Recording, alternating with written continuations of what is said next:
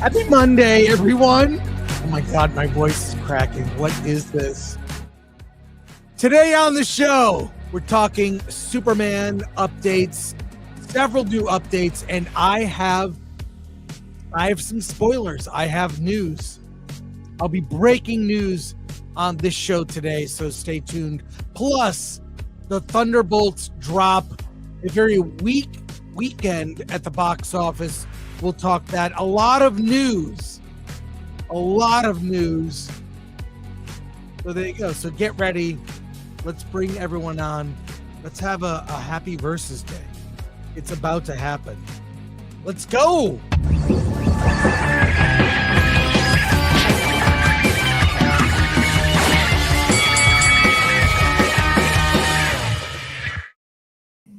Hey, everybody. Happy Monday. What's going on? Wait, is everybody here? Well, no, Dante will be slightly late. He said he would be late. So, God, it's great to see you all. Hello. Hey. Let's everybody intro themselves, plug your channel, and we will get started. Let's go. Oh, I'm Rob Burnett coming over from YouTube and the Burnett Work, and I'm damn proud to tell you that Grindhouse Releasing, who put out Lucio Fulci's The Beyond in a 6-disc set, quoted my review in their newsletter this week. So thank you, Grindhouse Releasing. I guess you watch my show. Oh, hello, I'm Elaine at Nerd Cookies here on YouTube, where I discuss delicious sci-fi and fantasy news, theories, and lore. Glad to be here. Nice. Nope. What are you doing? I don't know. I had a weekend. Hey, Steph. Hello. Hi, everybody. I'm Stephanie with My Nerdy Home. I had a great weekend with my mom because it was Mother's Day weekend. I hope you guys had a great weekend as well. Hi, Angry Badger. I fight with Robert and do non sequiturs. Happy birthday, Robert. Yeah, no, ready to go. This week. Can't wait. My real birthday is this week. Is it really? It is your birthday. It would be so funny if no one wished him an actual happy birthday on his birthday. It's my fear. Yeah. And I'm Alan Film Thread. Hey, happy Mother's Day. Spent it with my dad. Well, there you go. A lot of news is dropping. I have what might be considered a spoiler for Superman that I will reveal. You will be warned. But we have breaking Superman updates. The big update is that a new trailer will drop on Wednesday, and maybe it's possible this is from James Gunn's X account, a little 15-second teaser for the new trailer that will be dropping on Wednesday. Look up. Here it is. Look up in the sky. It's a bird. It's a plane. There's a new trailer breaking on Wednesday. So I'm excited. The other trailers have been kind of in the teaser mode. What do we expect to see? Anything of the story? We were talking before. We don't really know what the story is for Superman. I think the trailer will be so exciting that we'll be less wanting to see this movie. Possibly. James Gunn has said that like most of the trailer that we've seen is just like the first part of the movie. We haven't seen the bulk of the movie. So I hope we see his dog. I need more of crypto. We haven't seen enough crypto. Yeah. I hope James Gunn makes an appearance in the trailer. Well, the promotional train has just begun. I'm just gonna, while you guys discuss, I'm gonna put up the DQ.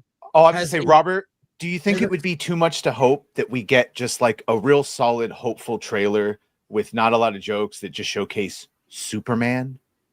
I think we're going to get something along those lines. I mean, I think that's what they really need to do. They need to plant their flag. You know, I was talking about this morning. I was telling a friend of mine this weekend. I said, I see this Superman movie as a combination of two Phil Alden Robinson movies, Field of Dreams and Sneakers, which is, go with me on this. In Field of Dreams, you have this really fantastical story where you have God essentially telling Kevin Costner to build a cornfield, or to make a baseball field in his cornfield. And then he goes on this odyssey where he travels through time. You know, he meets Moonlight Graham, Archie Graham as a kid, and as old Burt Lancaster. He winds up meeting a literary figure. It's a totally fantastical story, but it's incredibly grounded. And then Sneakers is this espionage spy thriller that yet is very buoyant and fun, and it has great character interplay. And if you take those two movies and combine them together, you've got the emotional, fantastical Field of Dreams that literally brings you to a tear at the end. And then you've got this genre crime thriller, techno thriller that's really about two best friends that are at odds. And put those together, I think that's what James Gunn's Superman is going to be. And if you can go with that idea, I know a lot of people haven't seen Sneakers and probably are saying, what am I on about? But that's kind of where I'm thinking Superman's going to go, and I think we're going to see that in the trailer. If you build it, they will come. Just But build me a good universe. Will you get the Dairy Queen meal deal, the $7 meal deal with a cheeseburger, includes dessert, or will you get the buffalo chicken strip basket, sauced and tossed? I'm not going to make a comment on what sauced and tossed really means. Fun night out. If I do live very close to a DQ, so why not? Yeah, get that Superman meal deal. So, Yeah, there you go. Why Dairy Queen is my question. Why Dairy Queen? Well, why Wishbone? I have something else to show you. This dropped. I think Rob, you sent this to me. Or no, excuse me, Milkbone. Yeah, I sent that to you. Yes, Milkbone dog biscuits have a teaser for their dog biscuits. It's 30 seconds of your time. Let's watch this. Because you get a lot more crypto. So here we go. For honor. Milkbone is there for every. Come here, boy. For every. You want a treat? Yeah! Yeah! Crypto home. For every. Good boy. For Superman's best friend. Treat your dog like a superhero with Milkbone. And don't miss Superman in theaters July 11th. Okay. That's fine. It's another tie-in. I have no issue with it at all. But what are we doing here? Is this how like much crypto is going to be in the movie? You don't know the power of the dog side. Is this his movie? I know. First of all, I think crypto is going to be a hit. I think the toys will be huge. I It's think cute. It's cute. Cute I think animals. his plushies will sell very well. Yes, all of that. All of that is supposed to be in like 10 minutes though, and like rather contextual to the fortress. Well, did we see new footage from the movie, or was that done just for the Milkbone or the commercial? Mr. Terrific, played by Mr. Eddie, Terrific, jumping up and down in the street. Yeah, I hope that's not in the movie. I know that's the first thing that came to my mind. Is that in the movie? I might be able to find out. I might be able At to the same find time, out. I want to see a Superman commercial just like that one, where Superman does Superman things. Yeah, no crypto, just Superman. Just Superman. Yeah. All right. Even if he drinks a comment? DQ Slurpee. Is Milkbone sponsoring some of this movie? Oh, they must. Yeah, I mean, like Superman's always been a brand. Even the 1978 Richard Donner, Cheerios was a sponsor. Why was a very prominent shot of Cheerios? And with Clark at home, they just literally have a close up of a Cheerios box. Where's the DQ commercial of Superman after saving a bunch of people, eating a hamburger and drinking a shake or something, like with him saving in the background, like the aftermath? I'm just. Well, I mean, with Superman, Sears wasn't Man of Steel, and then he could fly by. It might be so quick you will not notice it, but these promotions are kind of out of control. To be fair to the Superman movie, I think when Wicked came out, they had like over 50 sponsorships or something with different outlets. So if that's how they're going to do it with Superman, having like a whole bunch of different sponsorships with all these different stores, like that's totally fine. At the very least, it'll put Superman out there. It'll get it. A lot of people will see it. So I don't mind the sponsorships, but like I want a trailer first. Like, give me a really good trailer. Yeah, I don't mind. The Crypto is adorable. It's cute. But I don't know what this movie is even about yet. Yeah. By the way, not to be but actually, Steph, but there were 450 promotional partners. Holy shit. Okay. The value of $350 million. Oh my God. So, yeah. So make of that what you will. Look, if it helps bring awareness to the movie, not that it needs it. I want to see a cereal sponsor. The last time I got a Batman cereal and a Superman cereal was Batman v Superman. They made cereal, and I still have those boxes. Why did I keep them? I don't know. eBay. Why did I keep those? There is a difference between sponsorships and product placement. People are citing things in the previous movies. We're not talking about a DQ in the background in the movie. We mean they're specifically making dog bone commercials and DQ is great, by the way, but and they did the Puppy Bowl thing, and it's just been very much focused on Crypto, and Crypto's cute. I like it, but I'm glad hopefully the trailer soon will say what the movie's about. By the way, Nolan's Batman tied in with Domino's, Mountain Dew, Nokia, and Lamborghini. And by the way, I got one of those Batman pizzas from Domino's. It was I did not save the pizza box, but it was pretty cool actually. And it was a Batman logo shaped pizza. Oh, cool. I'm a sucker. I am a sucker for every promo. If it's a Pop-Tart and you collect the UPC codes and mail them somewhere with a check for shipping or whatever, I will do it. From when I was a kid, I would take advantage of all those offers. You got the decoder ring, and then it only said "drink more Ovaltine" and disappointed you. Yeah. Like. Really quickly off topic, Chris, did you buy that really big crock that you were holding in that photo? I did not. I asked if it was for sale. It was not. But there was a booth selling Crocs, and to promote that a giant. I mean, it was like you can look on my X, whatever. I was holding a giant Croc. I couldn't believe it. I did that for Lori, and then she never commented. She did not on that giant Croc. But it was at the Rose Bowl swap meet. I go every second Sunday of every month. Anyways, back to Superman. I have a big, and I buried the lead of the box office. We'll get to that, Alan. I'm sorry I overstepped. Yeah, I know. I felt disappointed. Well, that's all right. That's all right. I'll make it up. My only time to shine on the show. I know. I love when you do box office, but I have something to break that is a spoiler, and I want to warn people. So I will do that right now. This ties into Superman. So I am going to put up the spoiler warning. We have it somewhere, don't we? Okay. Everybody, spoiler related to Superman incoming very shortly. I'm going to tell you what it is. So bow out, including people on the stream. No one's leaving. Spoil it for me. I don't care. I want it. It's going to be all right. It was just breaking news. Pedro Pascal is in Superman. No, that's not what it is. Maxwell Lord? Zendaya? Here we go. No.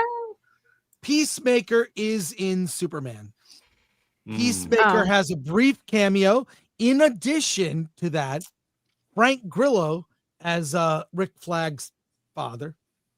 I did not watch Peacemaker season 1, but season 2 ties directly into Superman, with Peacemaker does appear in Superman. This is what leaked filming footage of Frank Grillo already on the set from months ago with the engineer and the guy with the big U on his chest. It's totally not Ultraman. So it has to combine. Plus the trailer to show them. Hey, how's it going, guys? So, spoiler: Peacemaker is in Superman. 1 scene. Frank Grillo, 2 scenes. and Peacemaker will tie directly into Superman. That series second season launches in August. What do you guys think?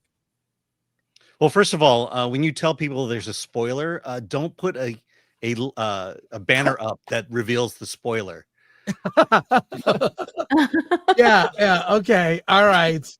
But what are your thoughts on this? I don't think this is a spoiler. I think everyone assumed this would happen because, of course, James Gunn is going to make his projects connected. Creature Commandos was essentially just a sequel to his Suicide Squad movie, like canonizing it and making it lead in. It's all just, yeah, that's what I would expect.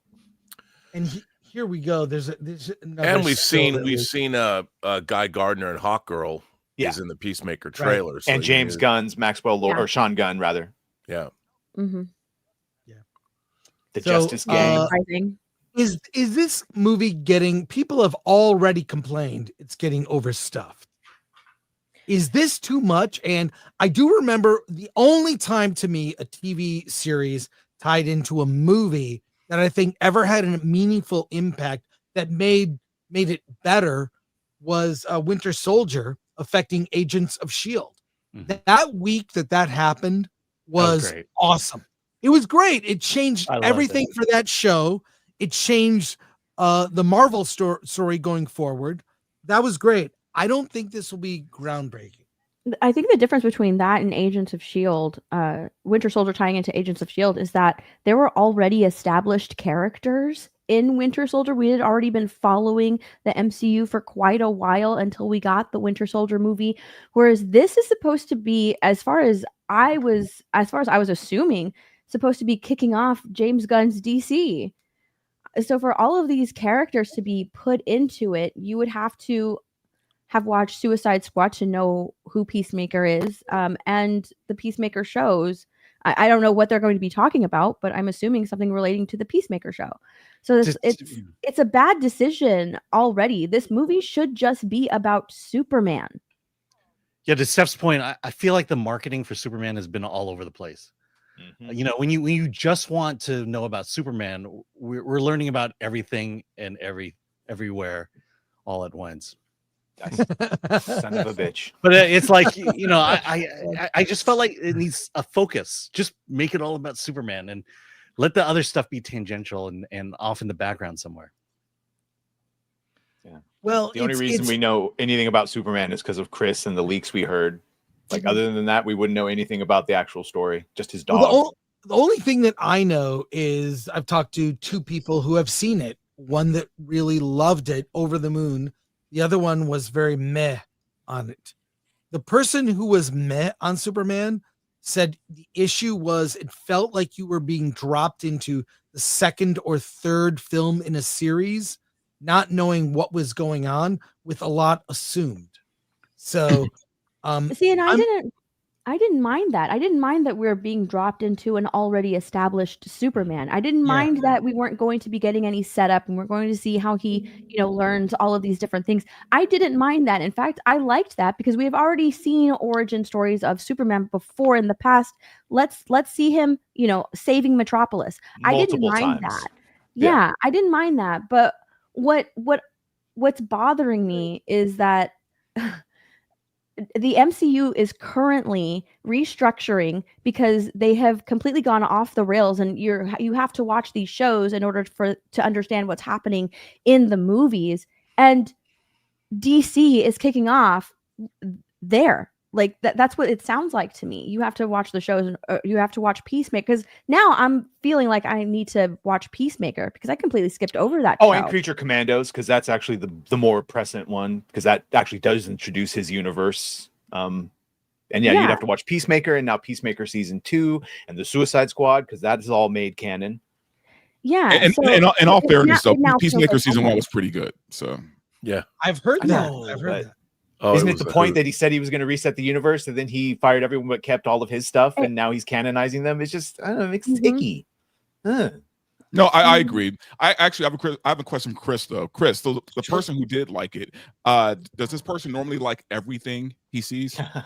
Not everything. I think you and I know this person. We really shouldn't go into detail. I'm sure there was a movie. That's all I'm going to ask, is do they normally like everything they see? Because, Yeah. How So did they feel about Agatha and Acolyte? well, yeah. I don't know about that. What and welcome, Script. Good to see you here. What do we have in terms of predictions for this trailer, and what does this trailer have to do to change people's minds? We've seen the marketing for Superman kind of all over the place, from the Puppy Bowl to dog bone commercials to Dairy Queen tie-ins, but I don't know, like nothing really about the story. What Well, do you first of think? all, this movie's going to, the trailer's going to get about a billion views. We already know that. Everyone and their mom is going to watch it. As far as what it needs to do, number one, it needs to show Superman not getting his ass kicked. Number two, it needs to show him being, I don't know, a hero, right? Doing heroic shit, like I don't know, like fighting bad guys, saving people, that kind of thing. And also, it has to have some dialogue, man. Like, we can't go another trailer without hearing him speak or hearing Lois speak, or no more of these grand, musical like montages. We need some meat. We need some Or at least do their music, do their theme, make me feel something. Have his dialogue with the Jor-El over, like literally every Superman trailer. It makes you feel inspired. Do not feel inspired. It needs to show him doing things and showing him, making it seem like he enjoys doing what he's doing. He enjoys saving Metropolis because he loves Metropolis so much, instead of him looking really sour and like, oh, I have to do this all over again, because we haven't seen him smile yet. Like, nothing. Steph said you should smile more. Based.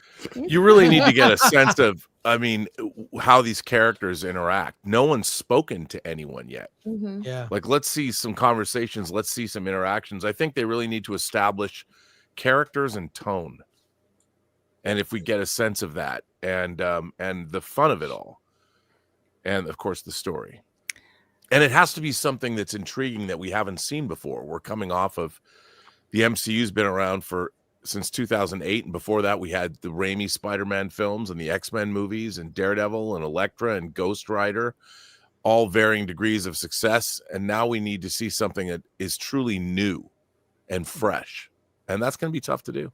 Another thing is, this trailer needs to show that this movie stands on its own, right? Like, it can't be a tie-in to something else. We have to know that this is a complete movie. We don't have to do homework to enjoy the film. That it's its own movie, and Superman is the lead. Superman is the hero, and all these other side characters really don't matter. He needs to establish that. Otherwise, it's going to be just as convoluted as the MCU movies.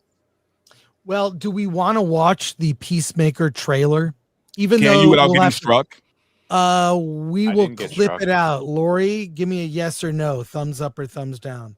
Do we need to see the Peacemaker trailer?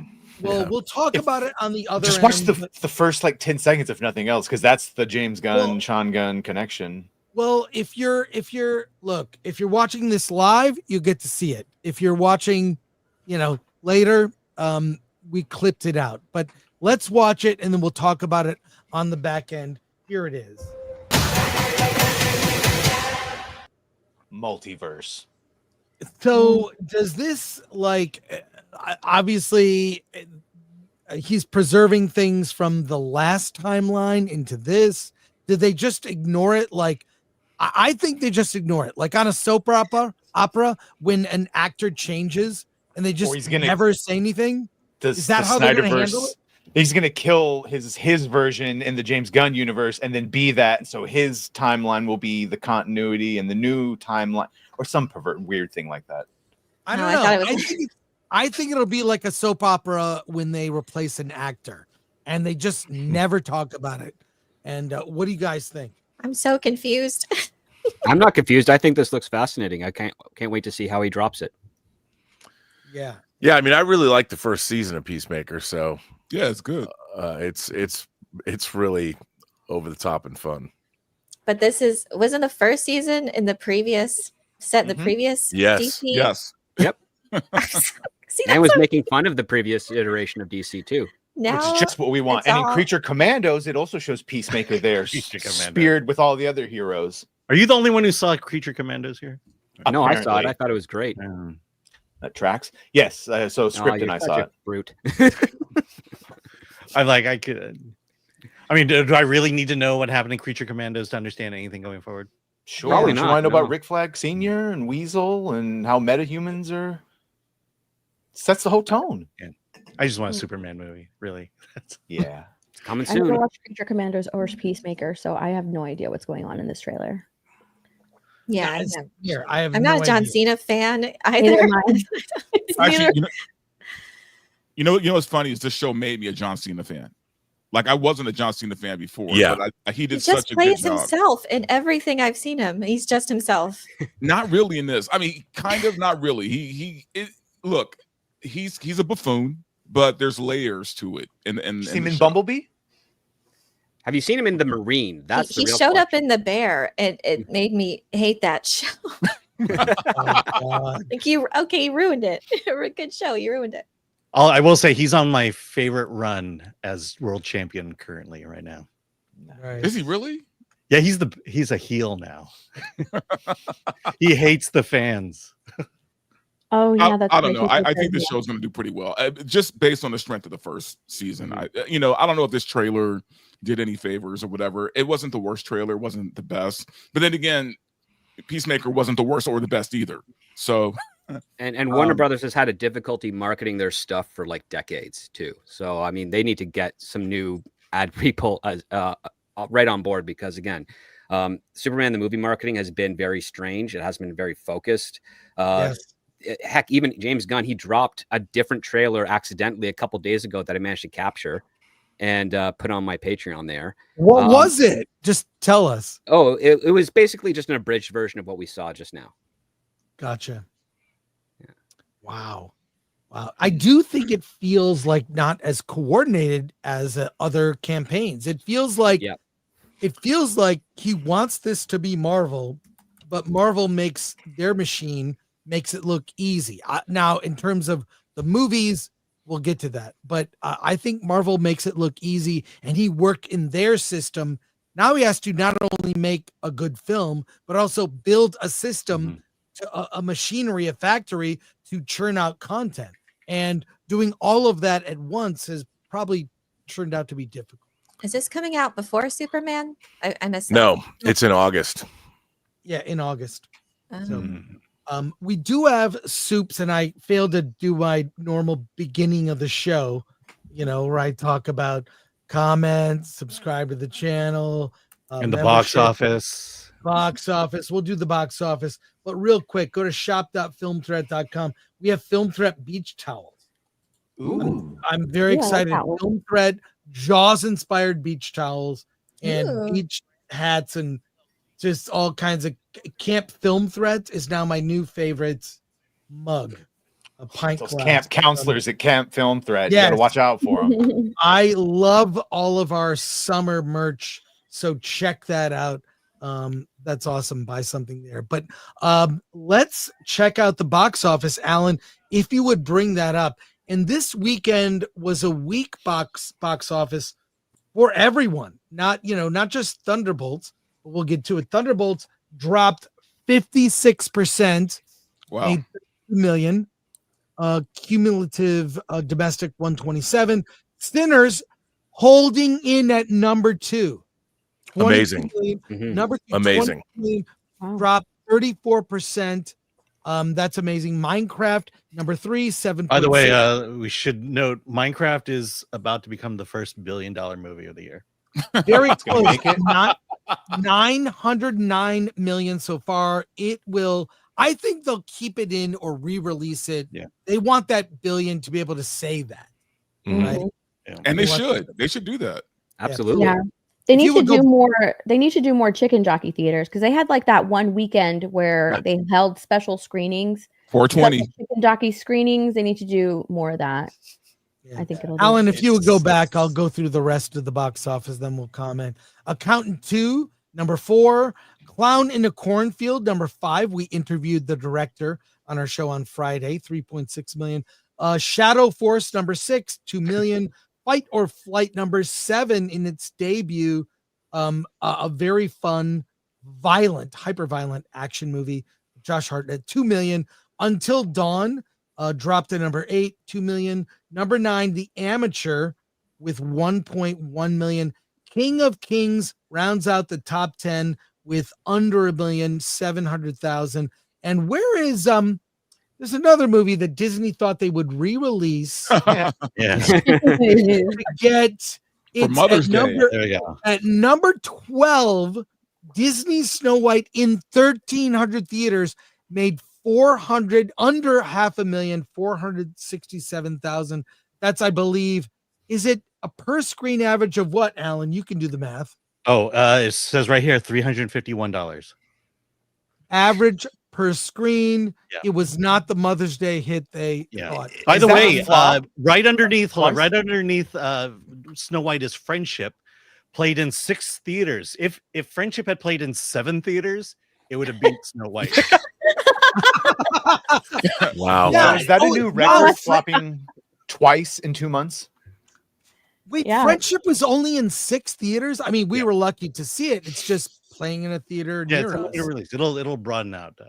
Yeah, it'll be wider release this Friday.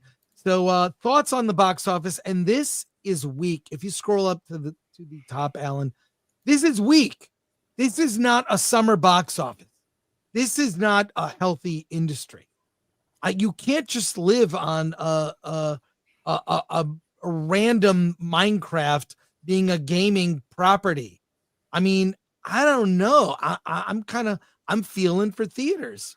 Thoughts, everybody? Well, dude, there's like 3 or 4 movies on this list I don't even recognize. Like I know nothing about these movies at all. No, this is sad, man. But here's the thing. I don't know if it's because it was Mother's Day weekend that these box offices are so low. It could be, not many people are going to watch The Accountant for Mother's Day, probably. You know what I mean? Right. Yeah. So, Mhm. or Clown in the Cornfield. I don't know. It's bad, but I do think that because we've had some decent weeks, right now we can sort of like afford a bad week because it has been pretty good. Like, we have to admit that, and it's probably going to get a little bit better pushing forward. But yeah, I don't know. I think this says a lot. We got huge. I mean, Final Destination, Bloodlines, and by all accounts, it's great. Yeah. That'll probably do great next week, and then the week after is Memorial Day weekend. So you've got Lilo and Mission Stitch. Impossible and Lilo and Stitch, which is, I can only imagine that's how much money that weekend is going to bring in. One thing I'll point out is that we don't have a minus 60% or higher drop off from week over week, which actually is a good sign to consider.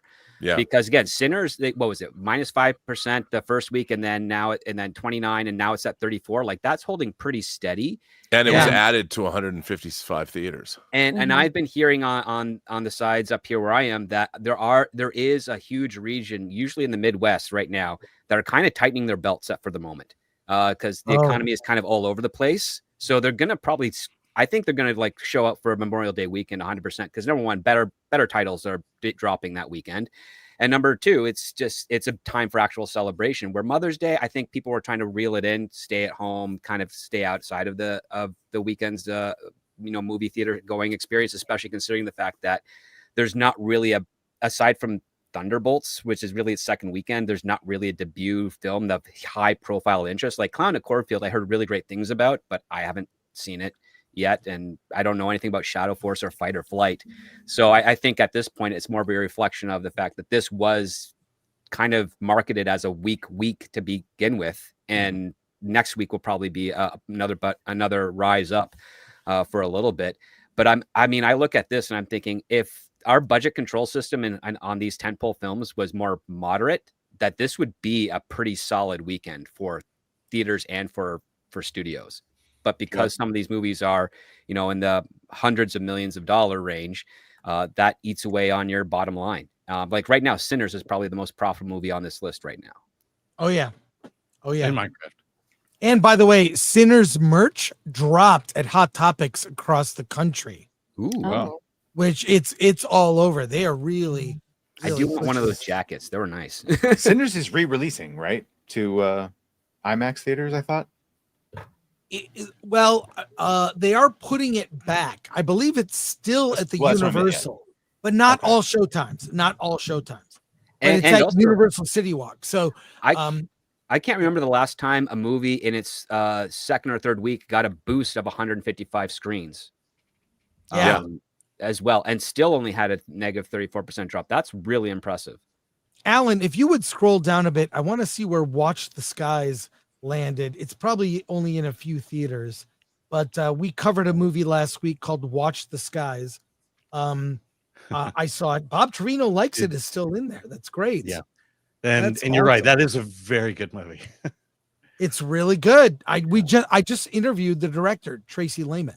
I do Or find it interviewed fascinating, him. though, I that don't see it on that Disney thought it was a good idea to drop a movie about an evil stepmom on Yeah. Mother's Day. Well, that's how you appreciate your real mom. That didn't bring people back to the theaters to see Snow White. Come And on. what about Juliet That's a and Mother's Day Romeo? movie right there. Should they have done Juliet like Romeo Freaky is Friday or perfect for something? your. Juliet Romeo is perfect for your woke mother. Do you think that Disney thought the reason people weren't going to see it was because it was like an organized hate campaign? And if they just waited until we were distracted, that all of a sudden normal people would go, "Oh, Snow White." Because otherwise, there's no reason to do that. I'm wondering if they saw like Rachel Zegler's name or Snow White trending because people are making fun of her still. And they were like, kind of like Morbius. Oh, it's Morbin time is trending. Let's put Morbius Misunderstood. back in theaters. Yeah, they misunderstood and just put it back Chicken in theaters. Jockey's a thing. It's going viral. Put her back out. Mhm. Yeah. Yeah. Well, yeah. Sorry, Dante, you were about to say No, something. I was going to say, I don't know, man. Maybe I'm jaded. I just remember like marketing for films being a lot better back in the day. Am I wrong? Like, did I imagine that? No, like, you're why not doesn't it seem like these studios know how to market their movies anymore? Because 'Cause we're they all gave up marketing a to decade ago. social, to TikTok and all the other things. It's not, the marketing is different now. Yeah, The the research is marketing- no longer on the ground. It's all like data that comes funneled into them. And Yeah. the other part too is they've been conditioned for, since I started in Hollywood, to basically look at, okay, well, what's the trend? Does it have an established fan base? If so, yes, good to go. And if not, well, then you have to go build a establishing fan base first before we'll greenlight to put this into a marketing campaign, which is completely ass backwards. But I'm just curious, but- studios used to hire outside companies Yes. to help them understand how the audience thinks. Like, I don't understand why the marketing is this bad now. They want their celebrities to post on Instagram. Yeah, I have a Like, question. literally. Five Yeah. movies came out this past weekend. How many of you heard of any of them? None. I mean, there is no marketing. That's the problem. Yeah, I mean, 100%. Alan and I pretty much cover everything that opens in the theater that is new. We covered Every all week. 5 movies. We cover no, what we do, we'll cover like 7 movies because we are fortunate to get screeners, or we live close to theaters that show like Friendship, which is only in 6 theaters. I feel Dante asked a great question about the marketing. I'll tell you why. It doesn't feel organic. Remember times where you've been excited about a movie? Were you excited because of ads you saw or videos? You were excited because organically you felt the movie said something to you. It spoke to you. And I can think of times I've been so excited for a movie, I didn't need a trailer. I needed just to go see the movie. The first Star Wars prequel, episode 1, they could have released a trailer with just the title and a date. And I think that one day, like, here's the day it's coming out. This is the title. We're not showing you anything. They should have done that with Force Awakens. They So, did. Force 0 Awakens of the was a movie. teaser trailer. Yeah. There was no trailer. It was that teaser trailer Well, with Mark Hamill's voice. That was the one where Finn stands up and it's just a couple. right. It's like Yeah. 5 shots or 6 shots or something. Yeah, The I Millennium do like Falcon that. ending, the spinning. Yeah, and it made $1.5 billion. And all the times I've been excited, it's been in the zeitgeist. It's everyone's talking about it and thinking about it. And even when I'm at my local theater, AMC Burbank, you know what I hear conversations about? Did you see that TikTok video? On Facebook, she said this. Well, on YouTube, everyone I overhear, the chatter, they're talking about the internet, the biggest, to me, competition for the theater in terms of mind share. What are people thinking about? Their mind share, right? Is the internet. Mhm. Movies are not in that zeitgeist. Rob, you've said this many times. It's like, it's not the dominant art form. It competes with gaming and internet, and movies may be 4th or 5th on the list. It's funny. Last night I watched Amadeus, the 4K disc that was recently released, the theatrical version. And I was sitting there watching this film that won Best Picture at the 1986 Academy Awards. It won Best Picture.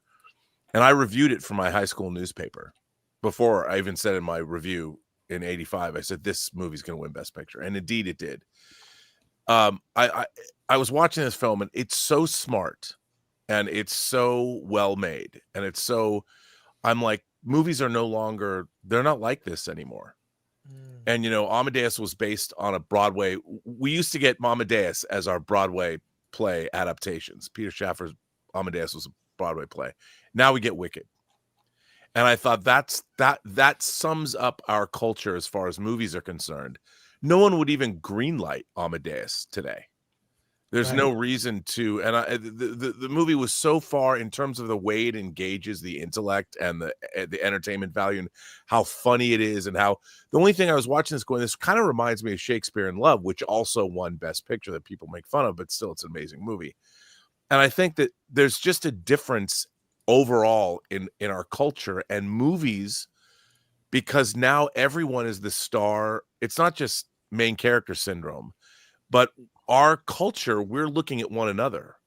We're not looking outward anymore for meaning. We're looking at ourselves, and we are the center. Maybe not so much us, but especially the younger generation. They are at the center of their own universe.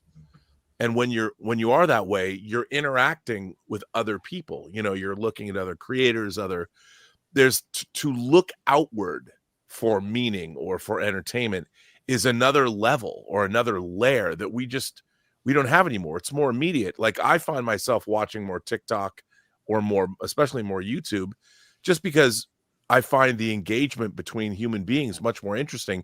We didn't have that before. To define who we are, movies were it. You know, they were the thing. If you wanted to define humanity or look at the people's ways of life or what different kinds of people were going through, movies, and of course to a certain extent television, were the only things that we have. Now we've got other people. We have other human beings. They're interacting not just with you or with, so we don't have to look far out to movies anymore. But people still want to go to the theater, though, and we have seen that. It's not like, you know, I was just speaking to the difference of what Chris was talking about. I mean, in terms of, no, I totally get that. And I agree. I think that it is probably fourth on the list of importance for most younger people now. Most younger people don't give a shit about movies, right? They care about video games. They care about YouTube, social media. That's their thing. But, you know, seeing the box office numbers, it shows me there are people still wanting to go to the movies. Yeah. They just haven't given us anything to watch. Well, I also, going back to the marketing thing, I don't watch TV anymore. I don't see network television. I don't watch cable television. I don't listen to the radio anymore. And so I don't watch commercials.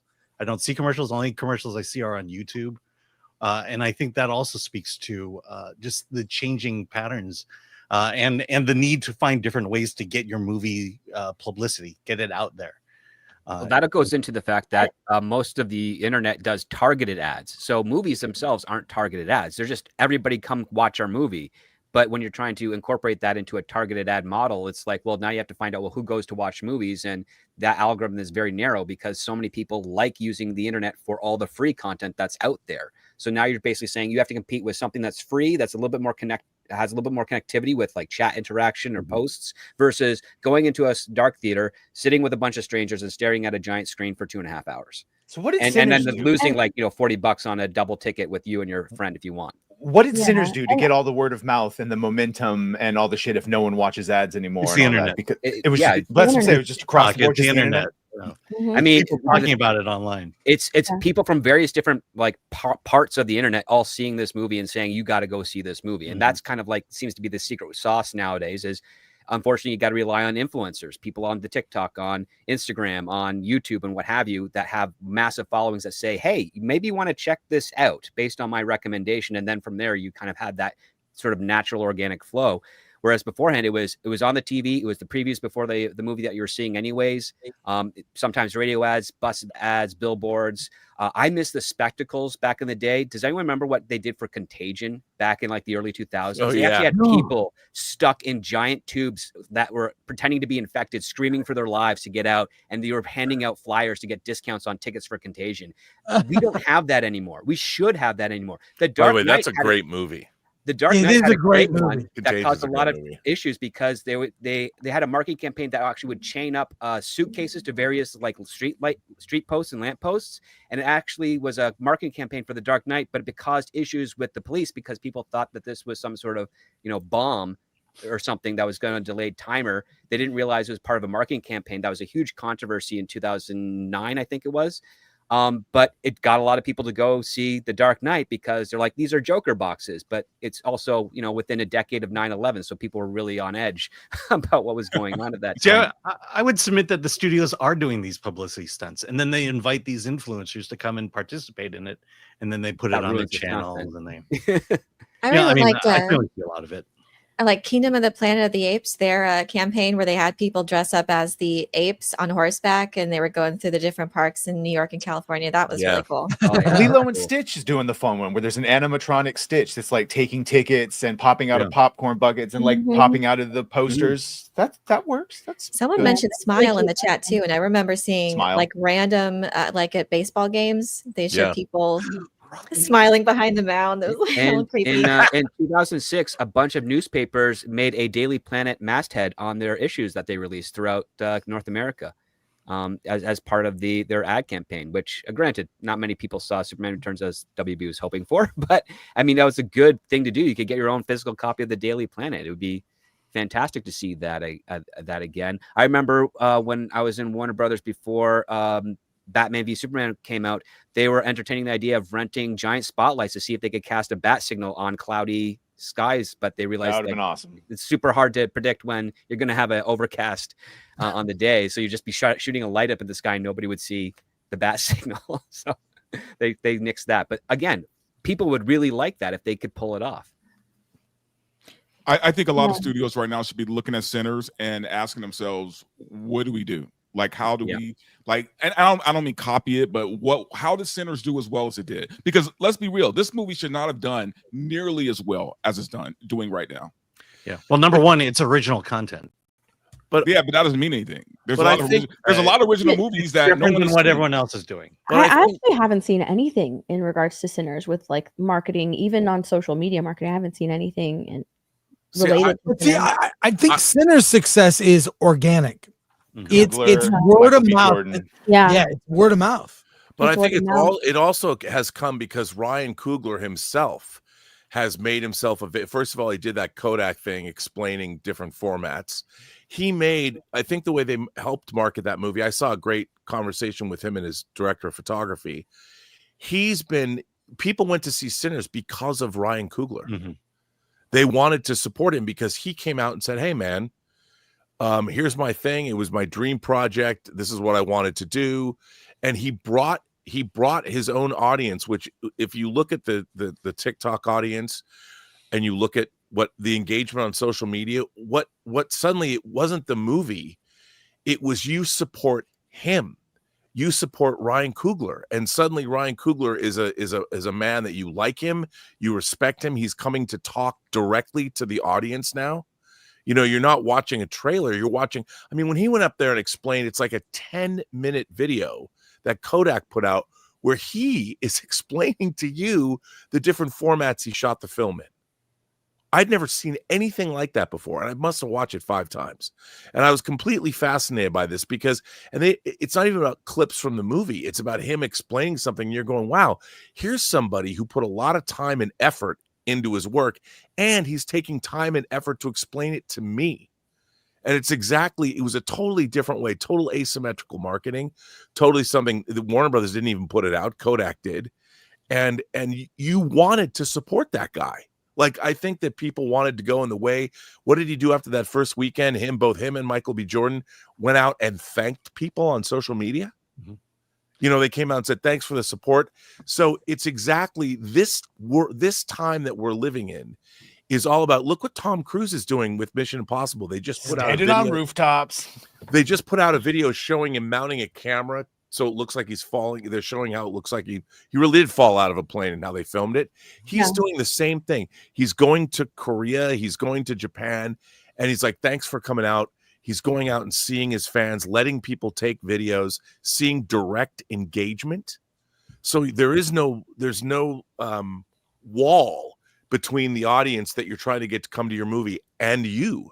It's now that same world of authenticity where the creators themselves are generating a sense of urgency with an audience that they might not have got otherwise.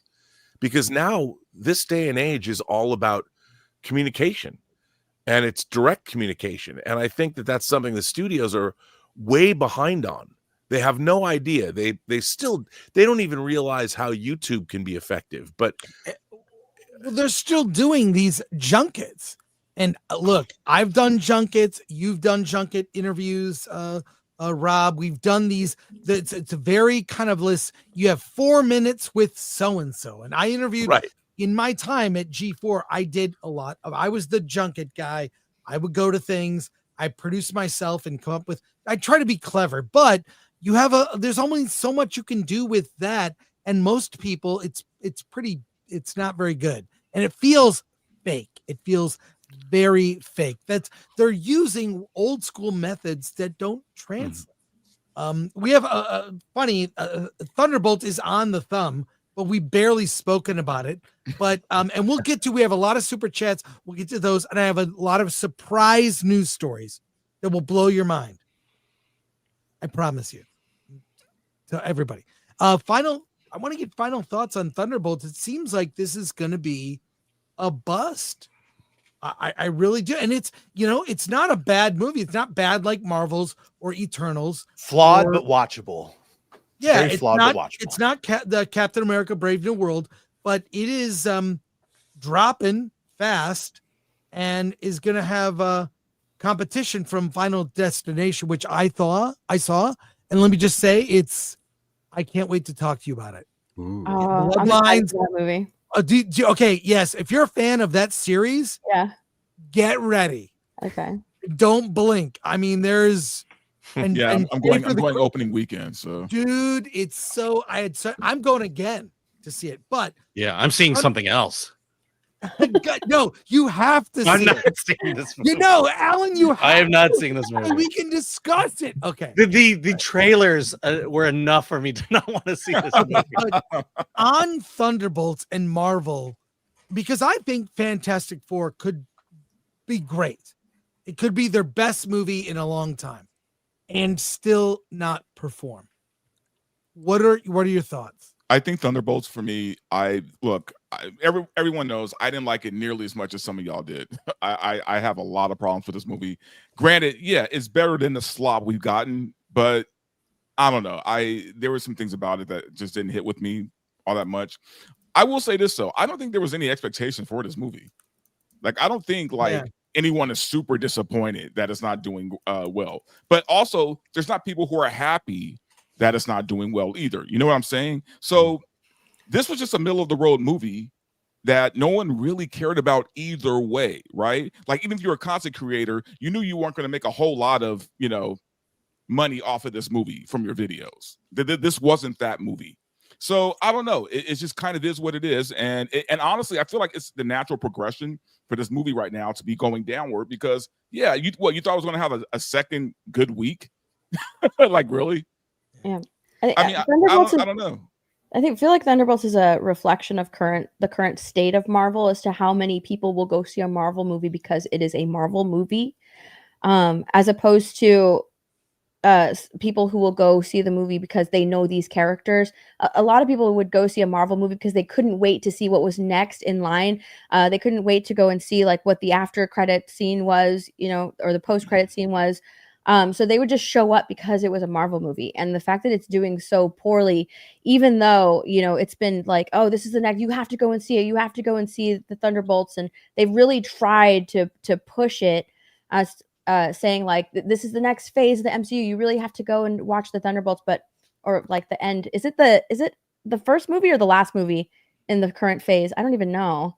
Yeah, you had Fantastic Four at the end. I think that's part of the problem is the phases, and they've had and it's Thunderbolts is a good movie, like overall it's entertaining, but it's followed by such a long string of bad films and bad shows that's the expectation now. People are just knowing that it's just gonna be more slop. I think they have to they have to make they made a good movie. They need to do it again so that people can expect quality from the MCU again.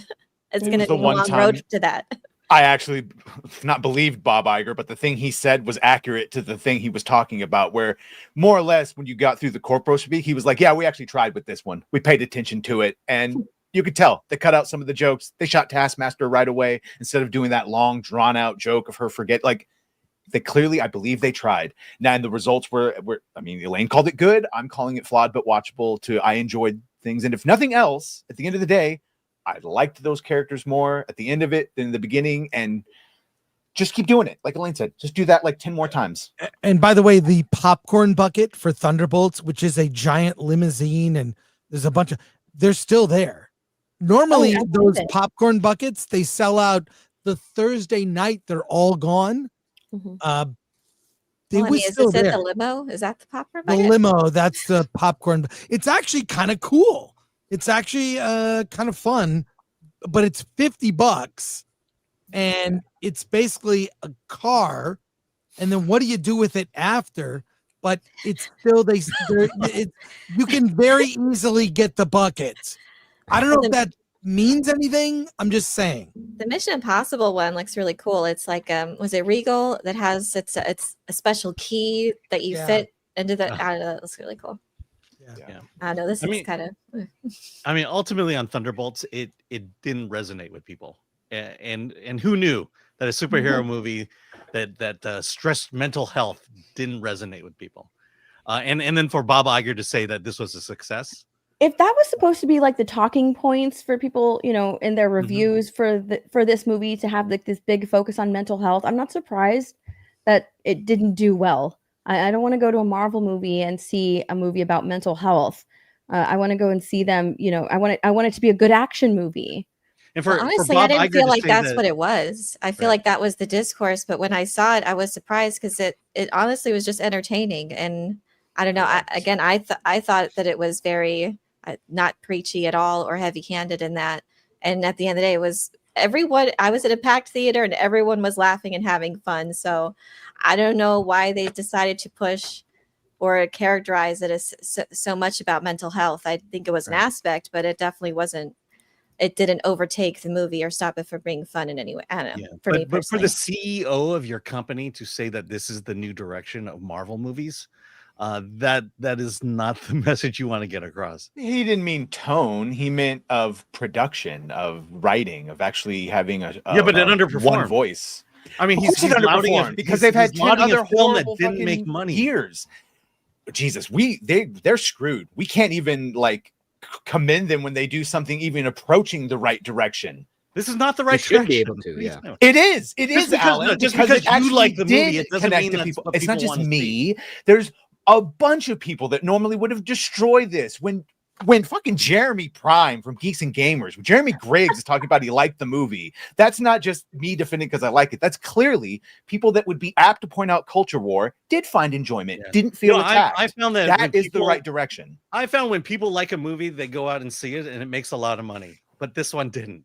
People went out to see it and liked not it. Enough and liked people it. like this movie. And I think they just didn't like it because it's MCU and it followed Brave New World. And did any of them watch Black Widow? Black Widow wasn't good, and that's one of the characters. Again, it's like a lot of these characters were from previous things that you would have had to have watched. And I think that is another issue that people aren't familiar with a lot of these characters. Do they remember Ghost or Taskmaster from before? I mean, it's also just a fundamental problem with where they are right now, where you got to watch all these other garbage shows and films to even know where you are at this point. But as a standalone movie, it can stand on its own, and it was entertaining. But they just had this burden of all the previous horrible things that, people just come to expect that. I mean, I've seen plenty of movies that I loved, and it didn't perform at all. Better Man is one of those. But the thing is it's got to make money if it's gonna continue on. I mean, again, for the CEO of your company to laud this as the movie, the direction they want to go in, means that they're gonna bank more and more on films that just don't hit the target. It depends on what you think the direction. If you mean they're gonna make movies now where I don't feel like they hate me and I'm attacked and it's all a political message the entire time, then I'm glad they're going in that direction. Well, I'm glad. I thought he also I would said it love was to away make. I would from love to work for a company shows. that didn't care about making money. You know, okay, in addition to watching Amadeus, I also watched Endgame yesterday, just as a lark.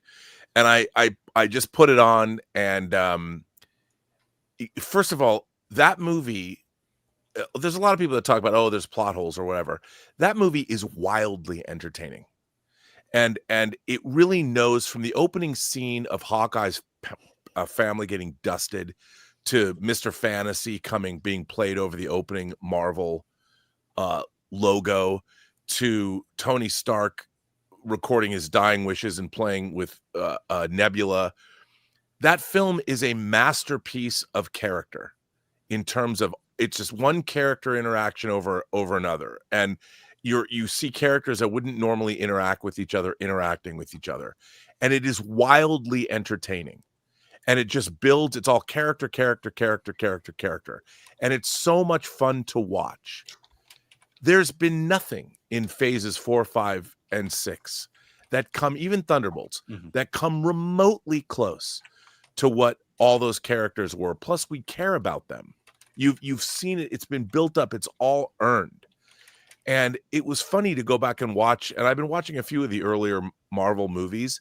They had such a great concoction and formula with all those characters interacting with one another that was carefully constructed, beautifully directed, very well written.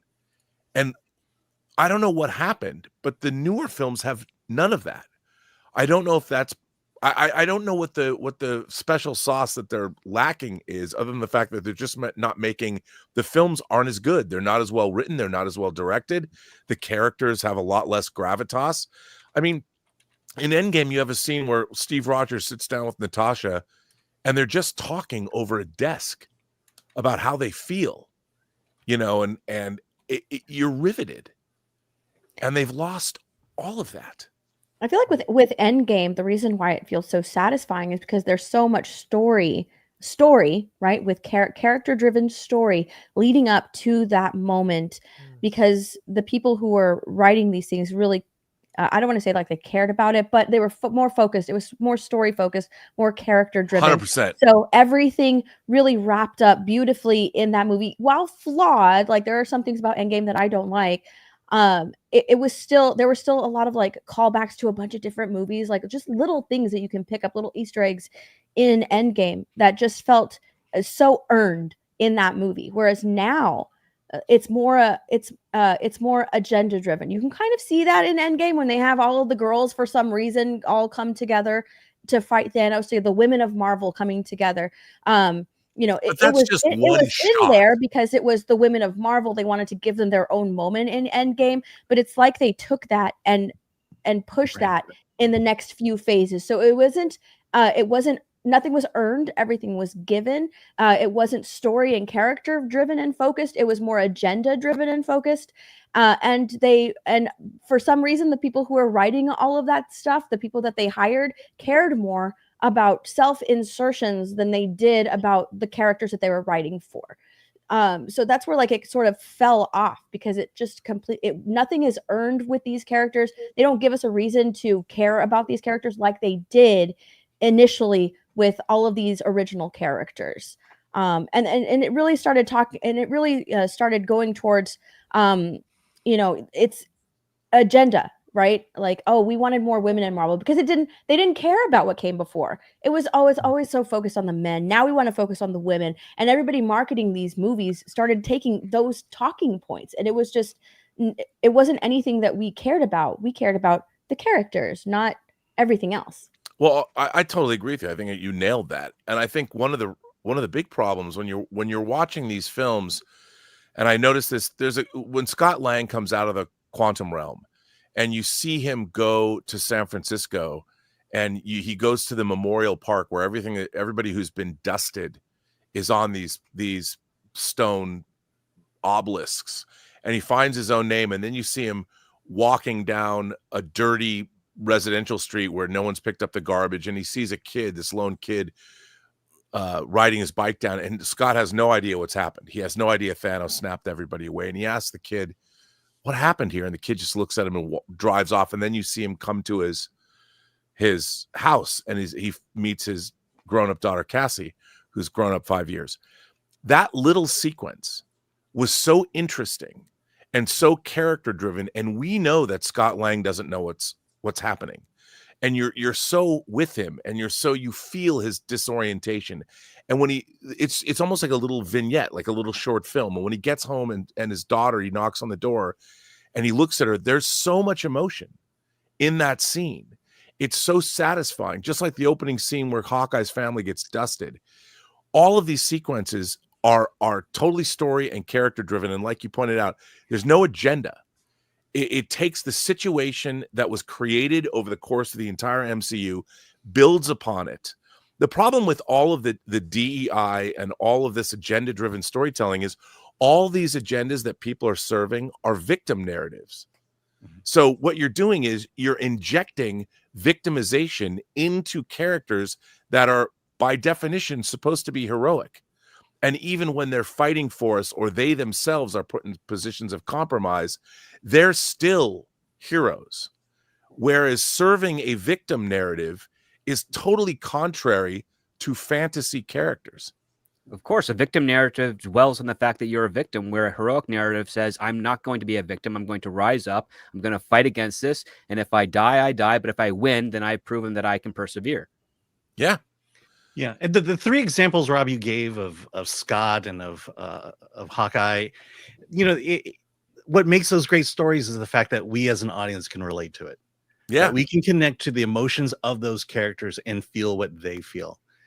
Because we've been in those situations in one way or the other. But when you go to these woke narratives, these victim narratives, you're trying to reach a very small audience who has to be predisposed to wanting to be a victim in the first place. When most people just want to move on with their lives and just make it something great of their lives. Well, and there's something to be said for these victim narratives. People want to be elevated to a certain status just because they're victims. Mm-hmm. And at the end of the day, what happened to fighting? What happened for fighting for what you want? What happened to triumphing over adversity? What happened to being Rosa Parks and sitting down where you're not supposed to sit down, and consequences be what they may? And you see these people that are unwilling to actually fight themselves for something. They just want to have it given to them. And what happened to topless scenes in Marvel movies? We've got a film threat. We have a compilation of every scene of an Avenger being topless in a movie. By the way, it's a lot. You would be shocked. It was almost like it must have been in the contract of every Marvel actor, from Paul Rudd to Benedict Cumberbatch. They all got topless at some point. This is a montage on Film Thread, not to get off track here, but they had to work for months to get that, Chris. Yes. Not only that, Chris Hemsworth got his first butt shot in a Marvel movie with Thor: Love and Thunder, which didn't need to happen, but it did. Well, it is America's ass. Yeah. No, that's Chris Evans. Through Hemsworth. Okay. Yeah, that's right. Let's go to Soups real quick, and something dropped that I want to show. I got some more surprises, but Badger, if you would, let's get through. Oh, I think he dropped. Badger got kicked. He's in the back. Back. StreamYard, and it switches your mic if you mute sometimes. And It's all good, man. All right, yeah. Nick XH, member for 14 months. Up and away.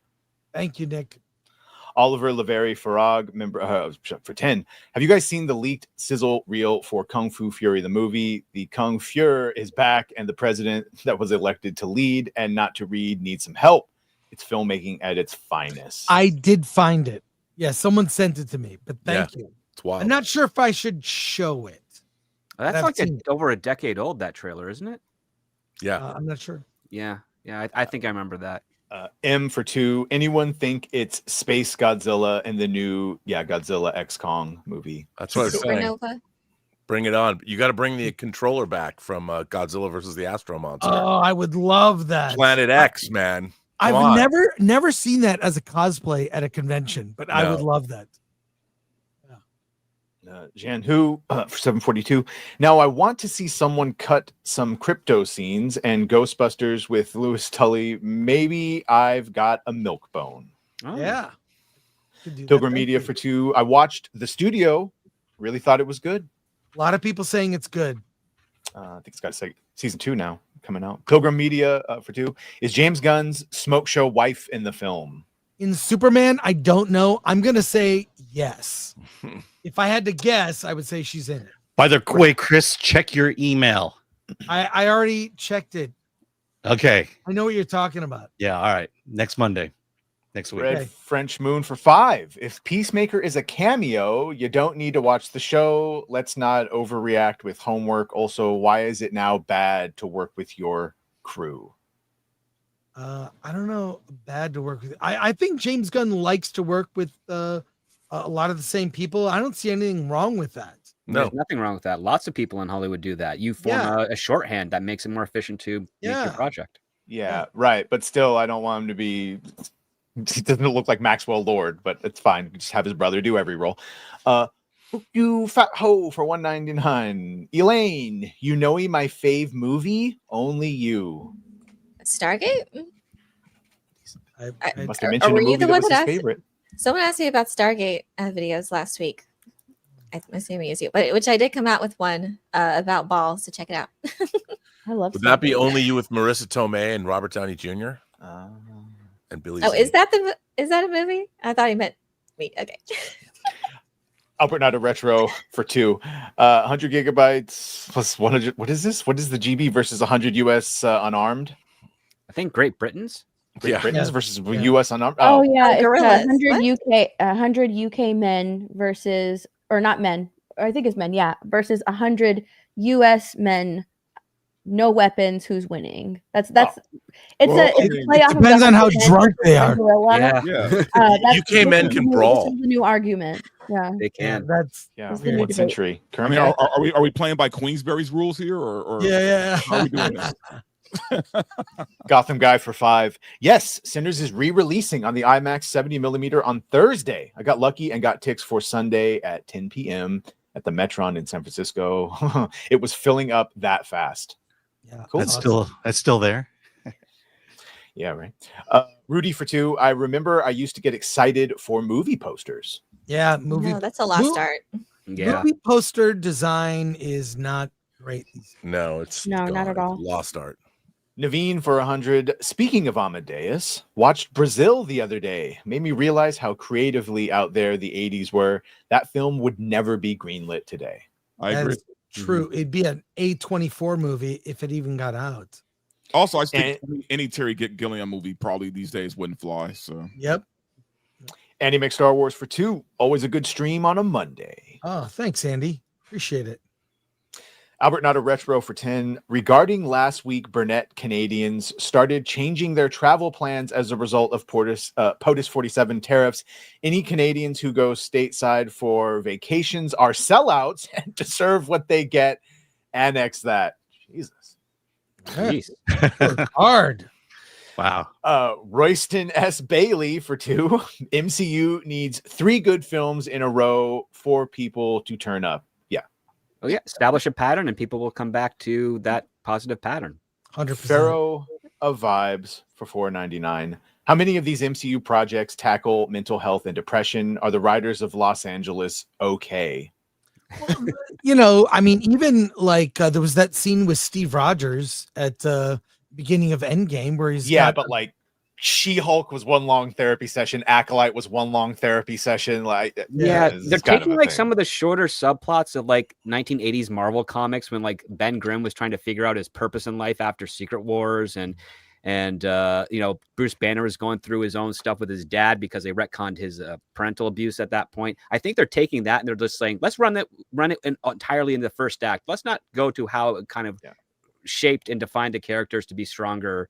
yeah, and but more they're doing it in disturbing. everything though, man. It was in WandaVision. It was Loki. Yeah, Loki was him. Falcon and the Winter Soldier was about some kind of mental illness. I don't know. It's just Thor's been finding himself for 10 years now. Yeah. I think that is a reflection of the people writing this. When you look at the kinds of things that writers wrote about in the 60s, they wrote about real things that happened in their lives, like going to war.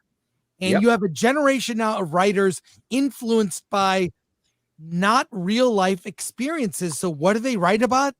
They write about Mental the illness. drama of like Real Housewives of New York or at Los Angeles or any type of other reality TV program. Yeah, to but help they with also don't. supplement. They also don't read. No, they don't. They don't Like, read. look, you can have like no life experience, but at least read some books and. But it's also one's outlook on life. Adversity builds character, but you have to overcome that adversity to build that character. But Hollywood just wants to talk about the adversity. But now the Gene adversity Rogers- is your mental health, and that's like, Right. Even what then- are you actually doing? I mean, drilling down to the fact that we didn't used to have enough time to worry about our mental health. Yeah, There was yeah. there was too much. Anxiety was temporary. There was because too you either many drink it things away to or have go. sex with it away. Overcoming mental health issues is character building. They don't even do that.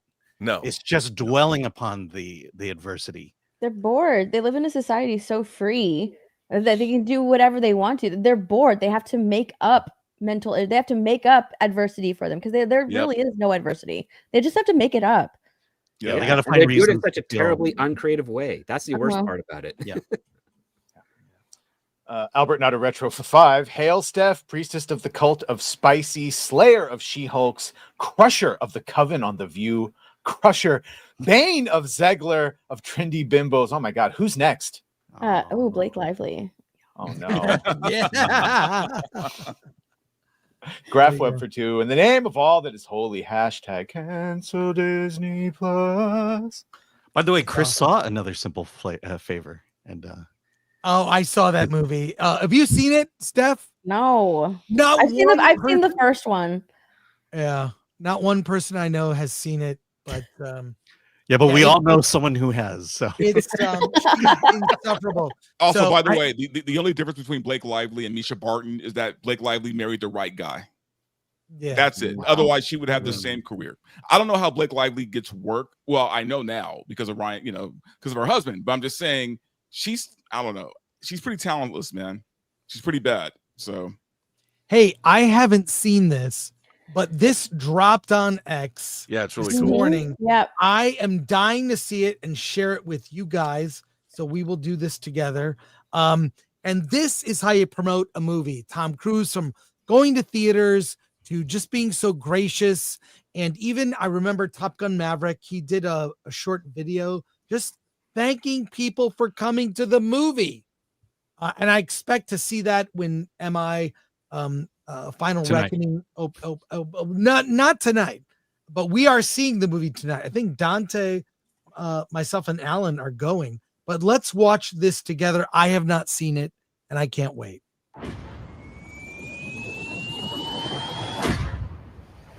We're going to go 10,000, but if we can get 12,000, we'll go 20 knots forward. What I'd like to do is accelerate it the next jump, and I'd like to kind of do it as quickly as possible the next one, and I'll build up to it, go faster, faster, faster, and put myself into a worst case scenario. And how fast does it take me to recover, which all of these cases are recoverable.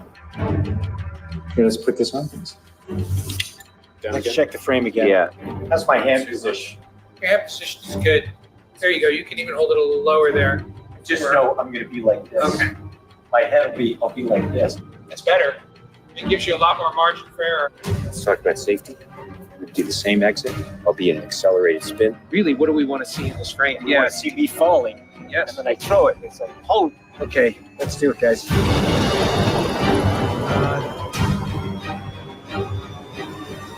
Okay! 3, 2, 1, go!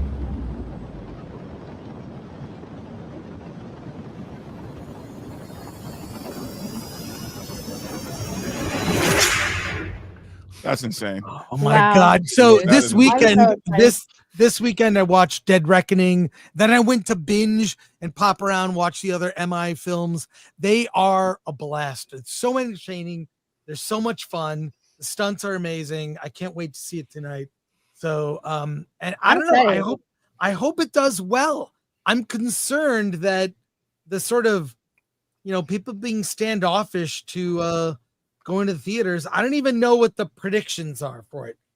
What the predictions Those are. trailers hit really well in the theater because I've been seeing more movies and I've seen those couple versions of that trailer. At the end, when it's recounting everything he's done throughout all the movies, makes me want to see it. And Tom saying, "I need you to trust me one last time." Like, Yeah. okay.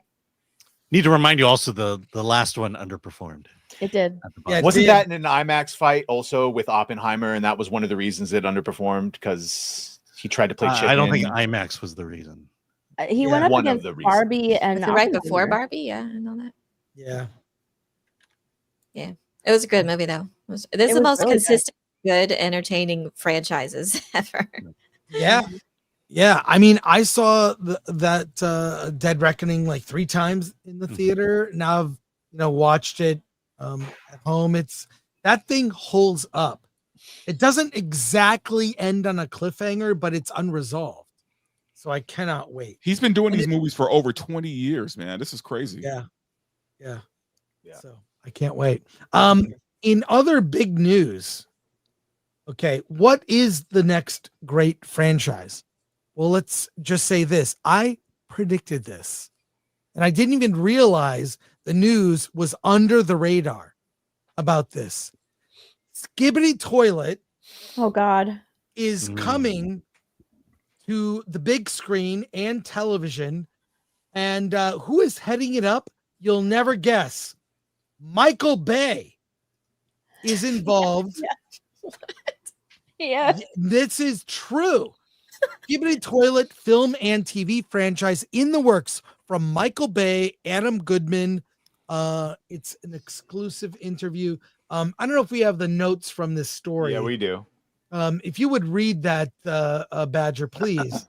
First of all, he's going to make it woke. Let's be real about this. This is not. Look, by the way, if you have not watched the Skibidi Toilet, I find these videos mesmerizing. It's weird. Rob, have you ever seen one? Yes. They're okay. I unironically, I'm like, what am I looking at here? Like, It's- what the hell is this? It's weirdly mesmerizing. There is a story. It's hyper violent action. It's a video game that doesn't exist. But Badger, if you would tell us the notes. It is really bizarre. Yes. This is confirmed, right? Totally not a joke from a year or 2 ago. Yes. Okay. And a surprising turn for one of the internet's most bizarre viral sensations, Skibidi Toilet, the chaotic head-popping animated series born on YouTube, is being developed for TV and film by none other than director Michael Bay and former Paramount Pictures president Adam Goodman. What started as an 11-second video by Georgian creator Alexei Gerasimov, has exploded into a wildly popular franchise with over 70 short videos, millions of plays on Roblox, and a massive Gen Alpha fan base. Now, with a merchandising rollout on the horizon and Hollywood's attention locked in, Invisible Narratives, Bay, and Goodman's hybrid studio is working closely with Gerasimov to bring a more polished cinematic version of the IP to life, possibly as a hybrid animated / live action project with a tone similar to John Wick or District 9. Rather than cracking down on fan-made content, the team is embracing the chaos, encouraging creators to expand the universe and fuel its momentum. As Skibidi Toilet prepares to leap from meme to multiplex, it joins a growing wave of digital-first brands eyeing mainstream crossover, proving once again that the line between internet culture and Hollywood keeps getting blurrier. Now, you guys laugh, but look, I've been watching these videos for years. I have some of the toys. I have gone to conventions and the kids dress in these costumes. They have costumes for Skibidi Toilet. There's like TV head. There's the toilet head. It's very weird. I get it. But who thought the Minecraft movie would make $1 billion? This will be the next $1 billion. Will you watch Skibidi Toilet? And am I crazy? This is the first time I'm hearing about this at all. Like, I'm not talking about the movie. I mean, Skibidi Toilet. I didn't even know this existed till now. Okay, Dante, I challenge you. Get some of your gummies, put on Skibidi Toilet. That's the right way to watch it. Is on some gummies. Don't threaten me with a good time, man. Done and done. Yeah. Yeah. Also, Dante, you should watch the Film Threat YouTube channel more often. That's yeah. Then you know about it. All right. Hey, more news here. I want to get your comment. Unless anyone else, final thoughts on Skibidi Toilet? Is the It's end of Don't discount the kids won't go and watch this movie, because I think that it will. I think that They they will. will. They will go 100% go and watch this movie and make TikToks about it, and it'll probably perform well. People don't understand it, but you know what? The young kids, that I think they're gonna drive this movie. yeah. So. And theaters will be destroyed. And it'll be a Well, sad yeah. reflection I don't on know. the desperation The of Hollywood toilets trying to will, cater to the youth. Yeah. Theater toilets will be destroyed. What, Yeah, you if Glad you go to Michael's getting you mean worse. that they're not going to have cockfights in the theater anymore? Is that what Oh you're no, saying? they will. Toilet fight. And Skibidi Toilet is 100% brain rot content. 100%. Well, it's a late night when I can't sleep, and I'm like, what do I want to watch? Burnett's not doing a live stream. I guess Skibidi Toilet it is.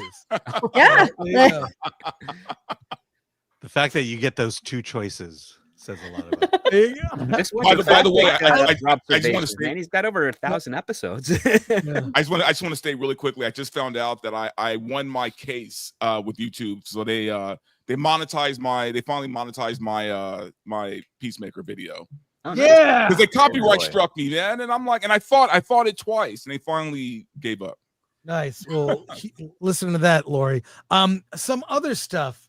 John Voight has a plan to save Hollywood. We can go to the story, but there's a short video where he talks about his plan to save Hollywood. He seems is clearly more informed than Trump. I think when Trump announced the tariffs, it came as more of a I might use my big bat kind of authority. Nothing has changed yet, but John Voight's plan to save Hollywood includes tax credits, tariffs on foreign productions, an American cultural test, and restructuring of licensing deals. This is from John F. Trent, and there is a short video here I can play of John Voight. We'll watch it and then comment on the other My side. fellow Americans and my peers of Hollywood, I recently met with our president, Donald J. Trump, who loves the entertainment business, wants to see Hollywood thrive and make films bigger and greater than ever before, as he says, and see productions come back to American Hollywood. The Hollywood that I fell in love with when I was a child and was honored to contribute to during my career. Our industry recently has suffered greatly over these past few years, and many Americans have lost jobs to productions that have gone overseas. It's been very serious. People have lost their homes, can't feed their families. After meeting with many of the entertainment leaders, I have brought forward recommendations to the president for certain tax provisions that can help the industry. Some provisions that could be extended and others that could be revived or instituted. This would help the movie and television production and our beloved theaters that are so important to the American family experience. Our president loves this nation and all the hardworking people in it. He's a great businessman, a leader, and a caring person that will always do the right thing for this country, the people, and our beloved entertainment industry. I'm proud to call the 47th President of the United States of America my friend. And as I've said before, he is the greatest president since Abraham Lincoln. And yes, Slot, George Washington. That's Slot Stallone, my buddy. God bless everybody. All right, what do we think about this? So what exactly did he say was gonna? I'm not sure, but it's look. The culture test, because I went through it a couple of days ago. The culture test is based on the UK culture test, which we see how that's working out for them. Hey, at least he's trying. It has to do with tax incentives and bringing everything back to LA, but good luck. Well, you'd have to change all of California's bureaucracy if you want to get film to come back to that state, sadly. True. The other part, too, is that Hollywood's business model is primarily on exports. And while you can tariff exports, I don't think that's the angle that Trump is going to go with because, again, that's going to cost more money. The other part too is that, and I've been dealing with this for the past week and change, is that because the way that Hollywood runs their productions and how they actually complete their films, they are considered made in America still, even if you do shoot overseas. And because there's no actual physical transport of physical equipment or goods that are being purchased elsewhere and being imported into the United States, there's no reason to put there's no qualification for tariffs. Like if Hollywood has their own cameras and they flew with their cameras to the UK to shoot something and then bring their cameras back, they can't put a tariff on that. They bought those cameras in the United States. So and you also can't put a tariff on the digital hard drives that are there, because again, they bought those in the United States, and the content itself is unrefined. It is not even the sum of its own parts. But on state side, a lot of movies are completed in the edit. Post-production is done in the United States. Editing is done in the United States. That makes it an American product. So it's not even subject to tariffs. It's one of our great exports, actually. Yeah, it is. It's special relationships with the UK and Canada. Well, regardless of that, the only thing that you would be able to put a tariff on is if it's a foreign film production, like 100% made in another country, and they are exporting it to actually sell to American audiences. That can actually qualify for tariffs.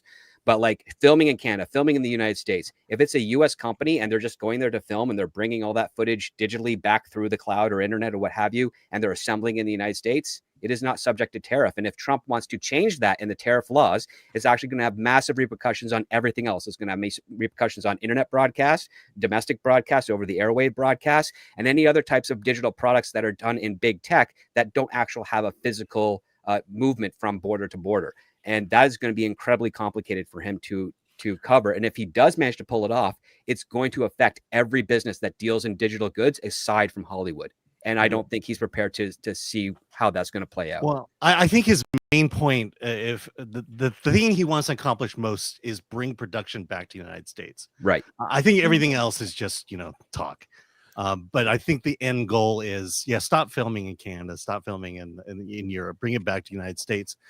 My personal opinion, though, is Hollywood won't save itself until it wants to be saved. And I don't see Hollywood wanting to save itself. Well, it's not just Hollywood. You guys did such a great show last week with Jim Agnew covering the problems with shooting in Los Angeles. Yeah. I mean, it was a really great, very illuminating program. But the problem is that we're a bunch of greedy people, and that's okay. Greed brings innovation and creation. But the problem is LA has become untenable to shoot in because everyone's got their hand out because they took this business for granted for so long. And it's you can't get permits, you can't shoot anywhere with people gouging you. I mean, LA is an impossible place to try and shoot legitimately in. And that was done over the course of decades. And Agnew just laid it right out and pretty much tells you, and in order to get production back here, you have to convince everybody that's used to getting a taste to not get a taste anymore. And then you also have to turn local governments, whether it's city, municipal, and then also statewide, you have to make them friendly for production again, because everybody in the state was just soaking everybody that worked in the entertainment business to make as much money as they could. And that's why production left.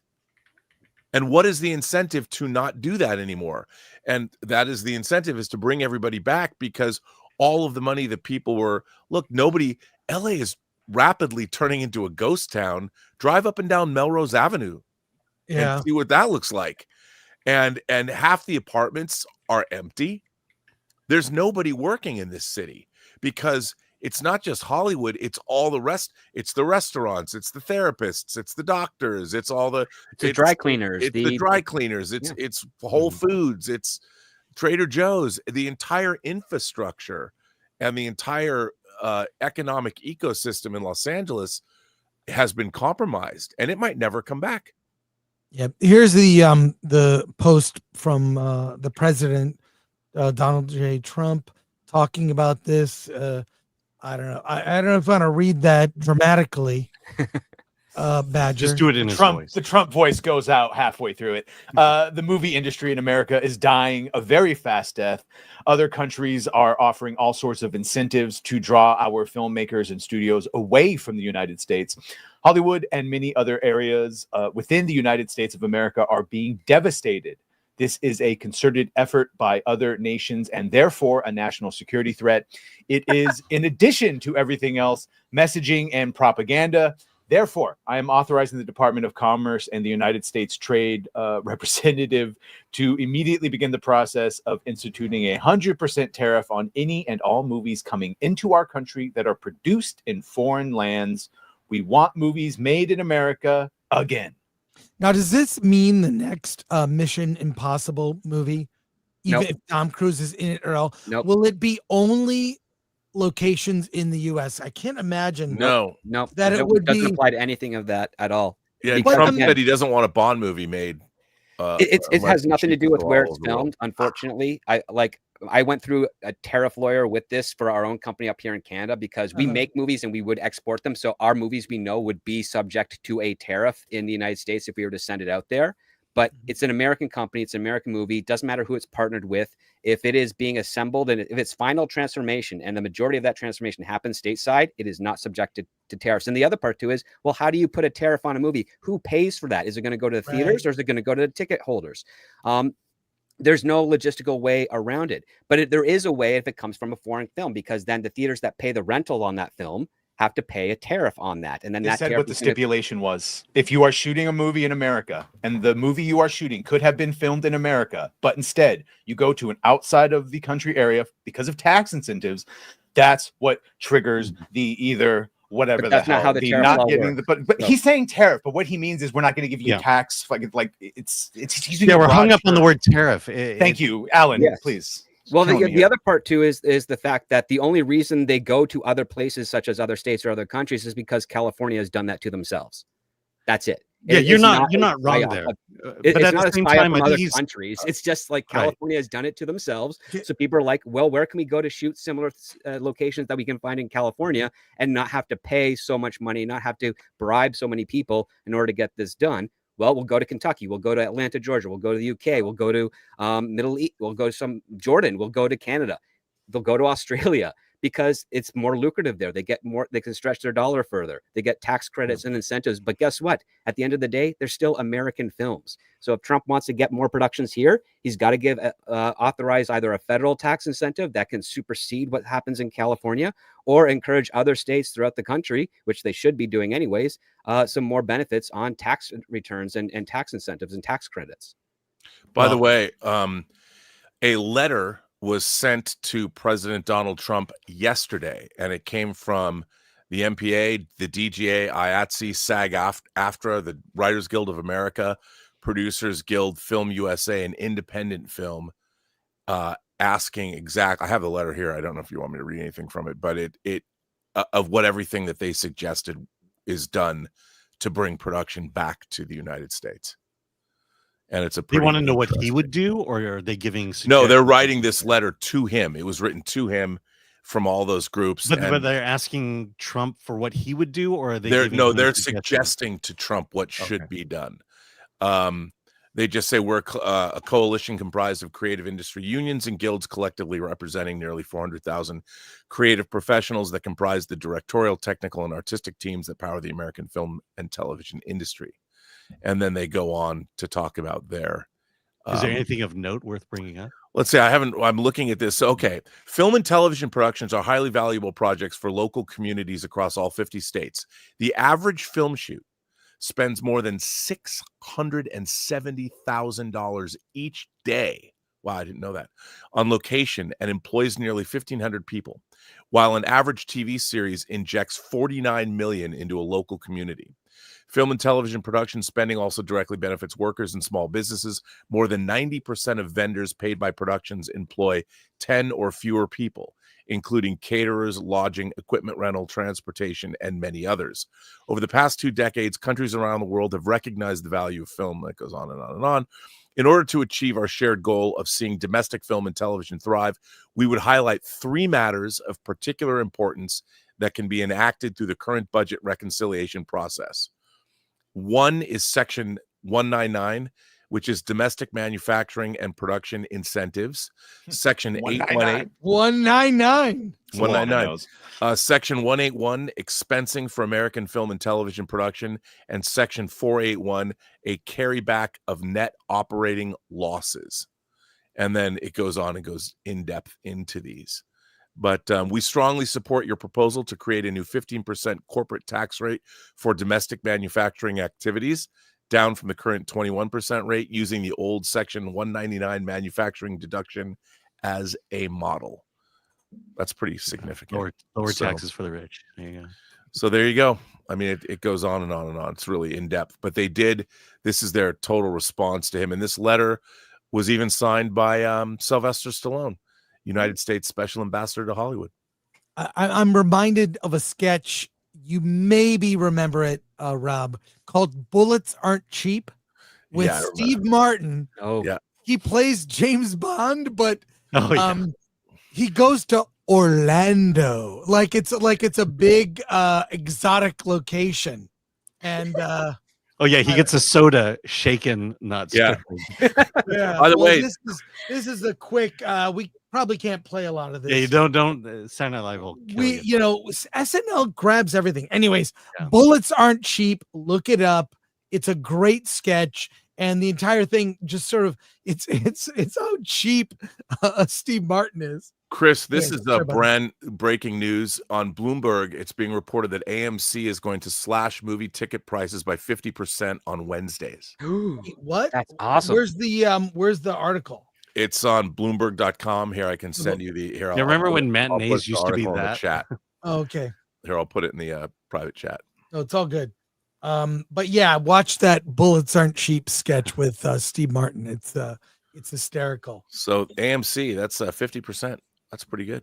Wow. Well, AMC added maybe they knew that was coming, because now you can see 4 movies a week.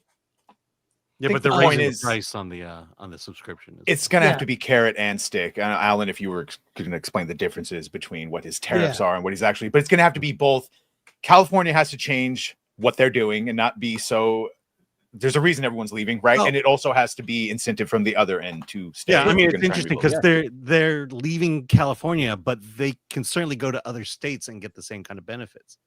Other states would love to have their productions, Hollywood productions, come to them. And New Mexico is really pushing for it right now. So and so you don't necessarily have to go overseas. You can still keep it in America and make an American film. John Voight is trying to save Hollywood. Trump just wants shit made in America. So this is the time for Hollywood. Other states.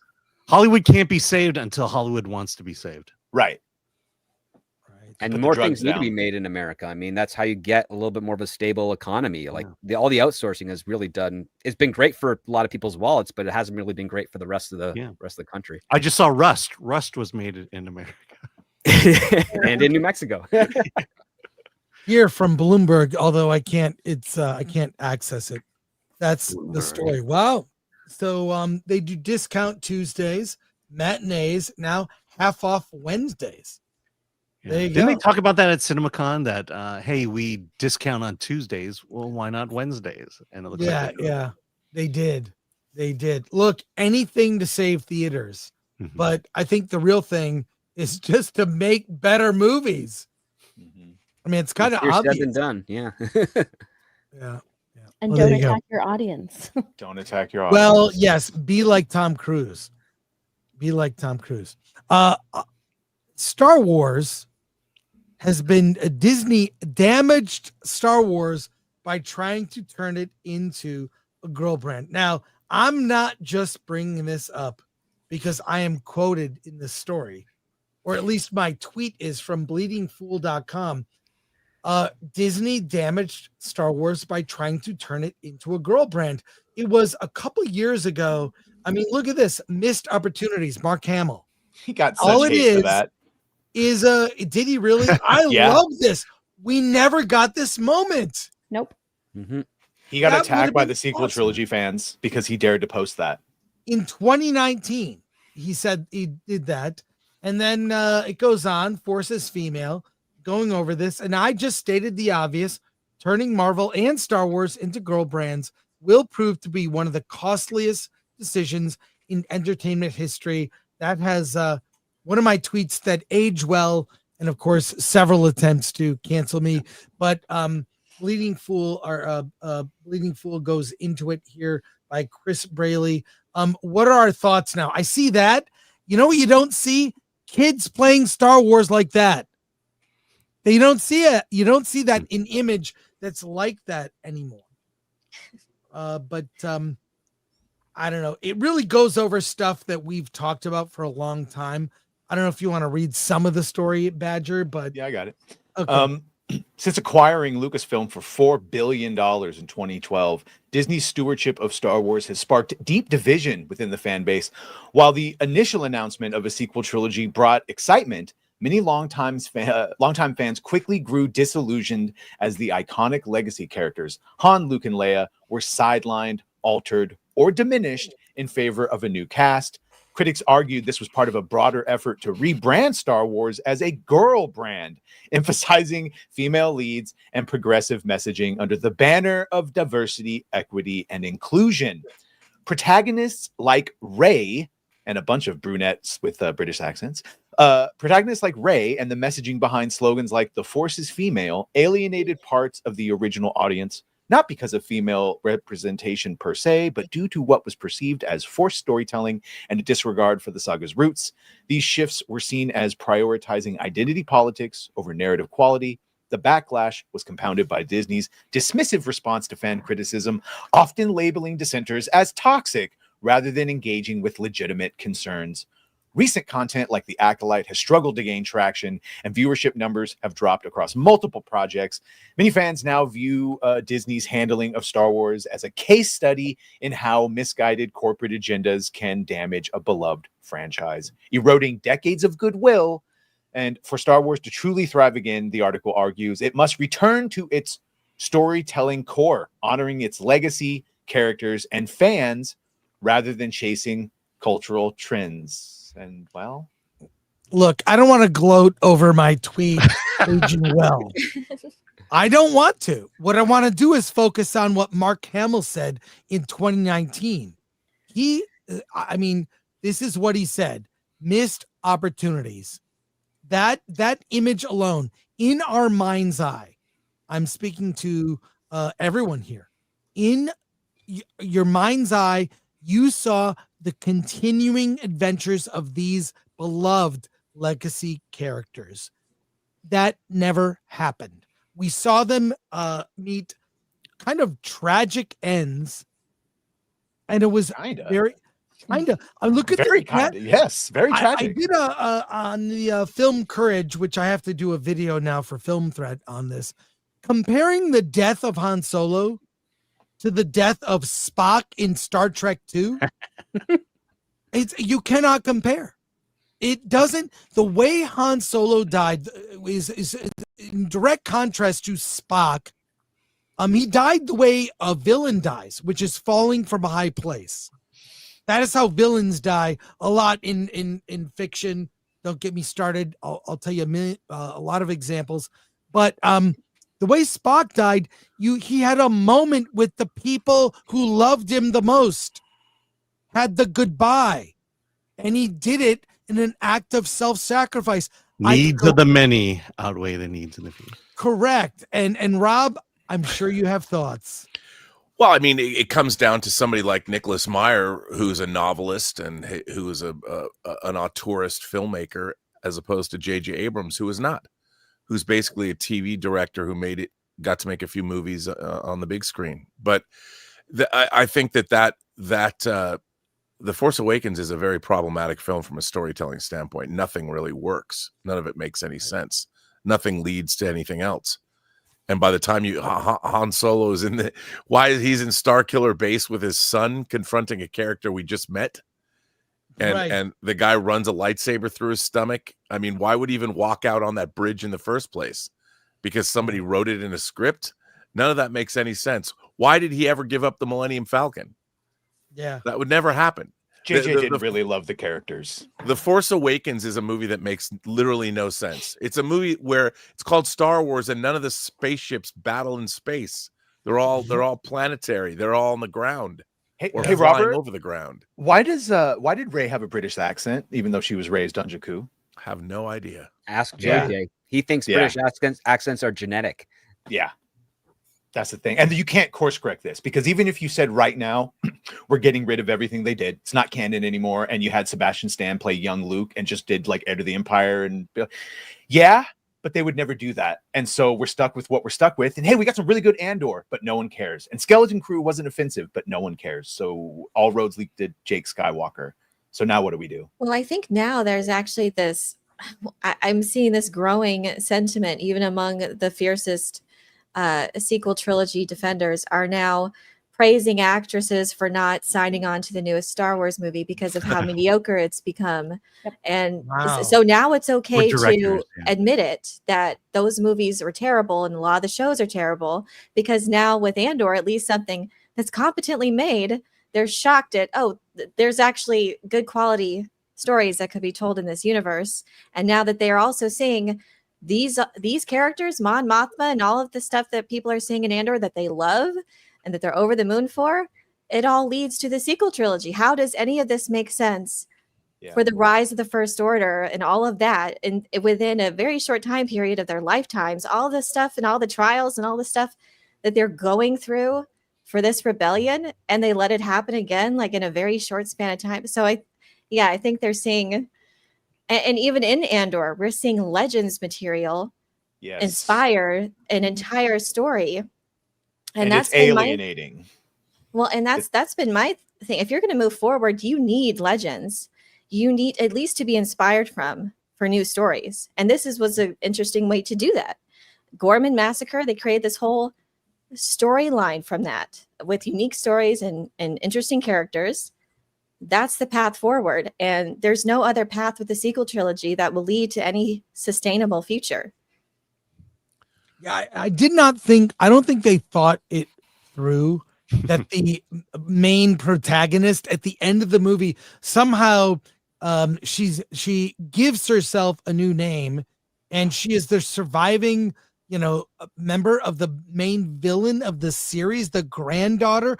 Did they think it through at all? And she's going to go on and build the Jedi Order that Luke failed to do, and help create the Republic that Leia and all them couldn't hold together. And it's just very alienating. Yeah, a Deus Rey ex machina, which I mean, better writers would say, let's do a dark ending to this trilogy and actually have the Sith win, so that we have to have another story that says, well, how does the people respond to like eventual Sith rule of the galaxy once more? But no, J.J. Abrams is not creative like that. Chris Terrio, who wrote The Rise of Skywalker and was also lifting a ton of stuff from the EU, was not creative enough to even think in that level at all. It was just, they were really just kind of throwing stuff to see what would stick. And I'm surprised. I'm always surprised when people will say, like, I can't believe Disney did this, when I'm looking at the history of Disney, and Disney has always been majority a girl brand. Like, what else would you expect them to do? They don't know how to market to anyone else other than girls. The whole reason they bought Star Wars and Marvel is because they couldn't market to boys. And when they finally got it, instead of just letting it lie as it was, they changed it so it would fit within their marketing strategy. That was Chris's it'd point. just be the same thing. And yeah, that's how we got here. And we're going to stay here until Iger's gone. And there's a whole regime change at Disney. So, all right, well, let's get to Soups here. And as we close out the show, God, it is always fun. By the way, that was the biggest takeaway, is that they bought Marvel and Star Wars for the boy brand of it, but they didn't know how to market to boys. So they just changed the things they bought for that. It will be They tried marketing to boys. Disney has tried marketing to boys because they saw how huge the Disney Princess line was doing and how much money they were making from that. They did try to do that with boys, but they completely failed. They did it with Power Rangers and failed grossly, that they had to sell the franchise back to the original owner, Haim Saban. I'll just say that the culture around Disney and people who work there, it's very female. It might also be very gay. I'm not saying, but is it the gayest? And that's fine, but I don't think they know how to do that. It's they don't know how to market to men. Let's go to comments here. Any final thoughts for anyone on this? There's a lot to talk about. Okay, let's go. JTP RX for 5. Welcome to the new 51st state of the United States. It is Canada. Yay. USA. North Star State. North Star State. Albert Notter Retro for 2. Stomper of Blake Lively. That's Steph. That's your new There you title. go, Steph. Let's go. CD Sign 69 member for 18 months. Let's send these Hollywood writers over to war zones to report for a while to gain experience and hire the old pale and stale writers that were fired. That's genius. That's genius. Royston S. Bailey for 2. Tom Cruise is an inspiration. I agree. Dark Hierophant member for 15 months. This Skibidi movie is ass. The movie from Idiocracy. I first of all, I do not disagree, but it's coming. Royston S. Bailey for 2. Can you explain what Skibidi Toilet is? It's the end of us all. It's why is Skibidi Toilet? It's really, in terms of what's weird about it, the sound design is pretty epic. Yeah. The sound design. And look at the views. The channel that posts the official videos gets billions of views. And the videos get hundreds of millions of views. It's like a K-pop band you've never heard of that is huge. That's what Skibidi Toilet is. Stickle Jana for 199. Wow. Was that John Voight or Jeremy from Geeks and Gamers aged up? I think he looked more like Eric Jeremy. Busey if he was aged up. Definitely Jeremy. You're Barmy for 2. Hollywood doesn't deserve tax money. Perish. Todd Jones for 10. Going to disagree with Trump on this. I don't want American movies. Even if the movies are filmed in America, they will be crap. That needs to change or the problem won't be fixed. I know what he means, but based American movies. Yes, I really think just apolitical movies. You know, just don't fall on one side or the other. Characters first. I mean, the fact that we have this woke infringement onto Hollywood is not the fact that woke is the problem. It's actually the stability of the industry that allowed woke to fester in the first place is the problem. So if we fix that, then the whole wokeness will go out. Because don't get me wrong, there are some ideas, a lot of them I don't agree with in woke, but there's some potential that you can see with, like, saying a person who feels victimized, who wants to overcome an obstacle and get justice and then, show themselves the world that they're great. That can be done very well. It can be done competently. It can be done apolitically. It can be done without insulting your audience along the way. But again, if you don't have a writer that's well-read, that's experienced, that's actually trying to, explore multiple ideas and conflicts so that you foster drama, you're going to get the stuff that we've had, dominating those tentpole films for the last few years. And that's why people are not going to be interested in it anymore. So go back to rebuilding the foundation and the integrity of the system so that when these types of bad ideas come in, you have people in place that can say, I can turn this into a better idea that still kind of gets your message, but without causing such controversy with the audience so that they don't feel like they're being attacked all the time or falling into the dreaded spotlight syndrome. Yeah. Steph had to drop off, so we'd say goodbye and subscribe to My Nerdy Home. We'll wrap up here. A few more super chats. Lord Comment for 2. Afternoon, Chris Gore and friends. Thank you. Your Barmy for 2. That's cute, as long as not subsidized by taxes. Yes. Yeah. Yep. Shanotsky for 199. Send a tweet. No specifics. Everyone goes nuts. Yeah, there you go. Mexican Iron Man for 20. Hey man. Hey, This Mike. proposal, Robert Meyer Burnett read, is fascinating and suggests the producer class will take the income tax break and ability to carry book losses to offset production. This proposal is excellent and can be the one big beautiful bill. Love to There see you it. go. Lord Comic for 5. Good. Absolutely. I'm sure Robert will break it down on a live stream or something. Lord Comic for 5. They tried putting Snow White in theaters again. The amount of fail is unprecedented. Just FYI. Yeah. Oh, Dr. Fauci's pardon prison butt. For 5. LA has two industries, films and oil, and California is driving both out of business. With these industries, LA will revert back to a small desert town. We have good weather. They have tech and wine and vineyards, don't they? Yeah. As well. Yeah. John And Posey, Disneyland. Disneyland for 10. Am I missing something? Marvel Studios has been shooting films in Georgia for years due to incentives.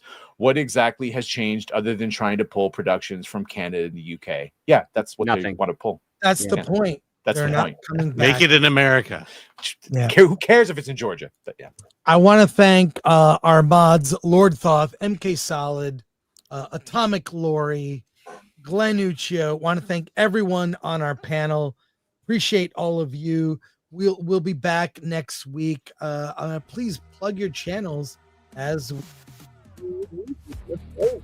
Oh, yeah, you can find me over on youtube.com/scriptdoctor. This Saturday, we have got a new screenplay called Ride or Die, which is a contained thriller. So we're going to check that out to see if it's worth production or not. So come join us over there at youtube.com/scriptdoctor. Yeah, Verbal Riot. Follow me on YouTube, Rumble and X. Be sure to watch VRL every Thursday, 6 p.m. I'll be there. I know this week we did it on Friday, but that was a special reason. We're back on Thursdays this week. Hello, I am Elaine at Nerd Cookies here on YouTube. I just dropped my first Project Hail Mary lore video talking about the sun-eating astrophage and have an upcoming Babylon 5 breakdown of Jack the Ripper on there. So yeah, well, that's coming. So yeah, stay tuned. Thanks again. I come to this channel so I can hear Nerd Cookies say sun-eating astrophage. And for those of you who have read Project Hail Mary, you know what that means. I'm Rob Burnett from the Burnett Work over on YouTube. Come visit me over there. I've been doing a lot of shows lately. I'll continue to do more, and get my audio drama at truenoir.co. Sun-eating astrophage is going to be my new insult from now on. Happy birthday for real this time, Robert. And yeah, come over to Badgercast, talk about Superman, all the things. Be fun, I promise. Awesome. Thank you so much. We'll be back next week. Everybody, I look forward to Mondays so we can just talk nerd stuff. My favorite thing to do. Alan, what are we doing tonight? We're going to see Mission Impossible. We're seeing Mission Impossible. I think Verbal, I don't know if he's accepted the mission yet. Oh, yeah. No, yeah, I'll be there. Yeah. Are you seeing it in IMAX? Yes. We're seeing it at Century City. Yes. Wherever they put it. We'll talk about it later this week. Thank you, everybody. Alan? Let's get out of here.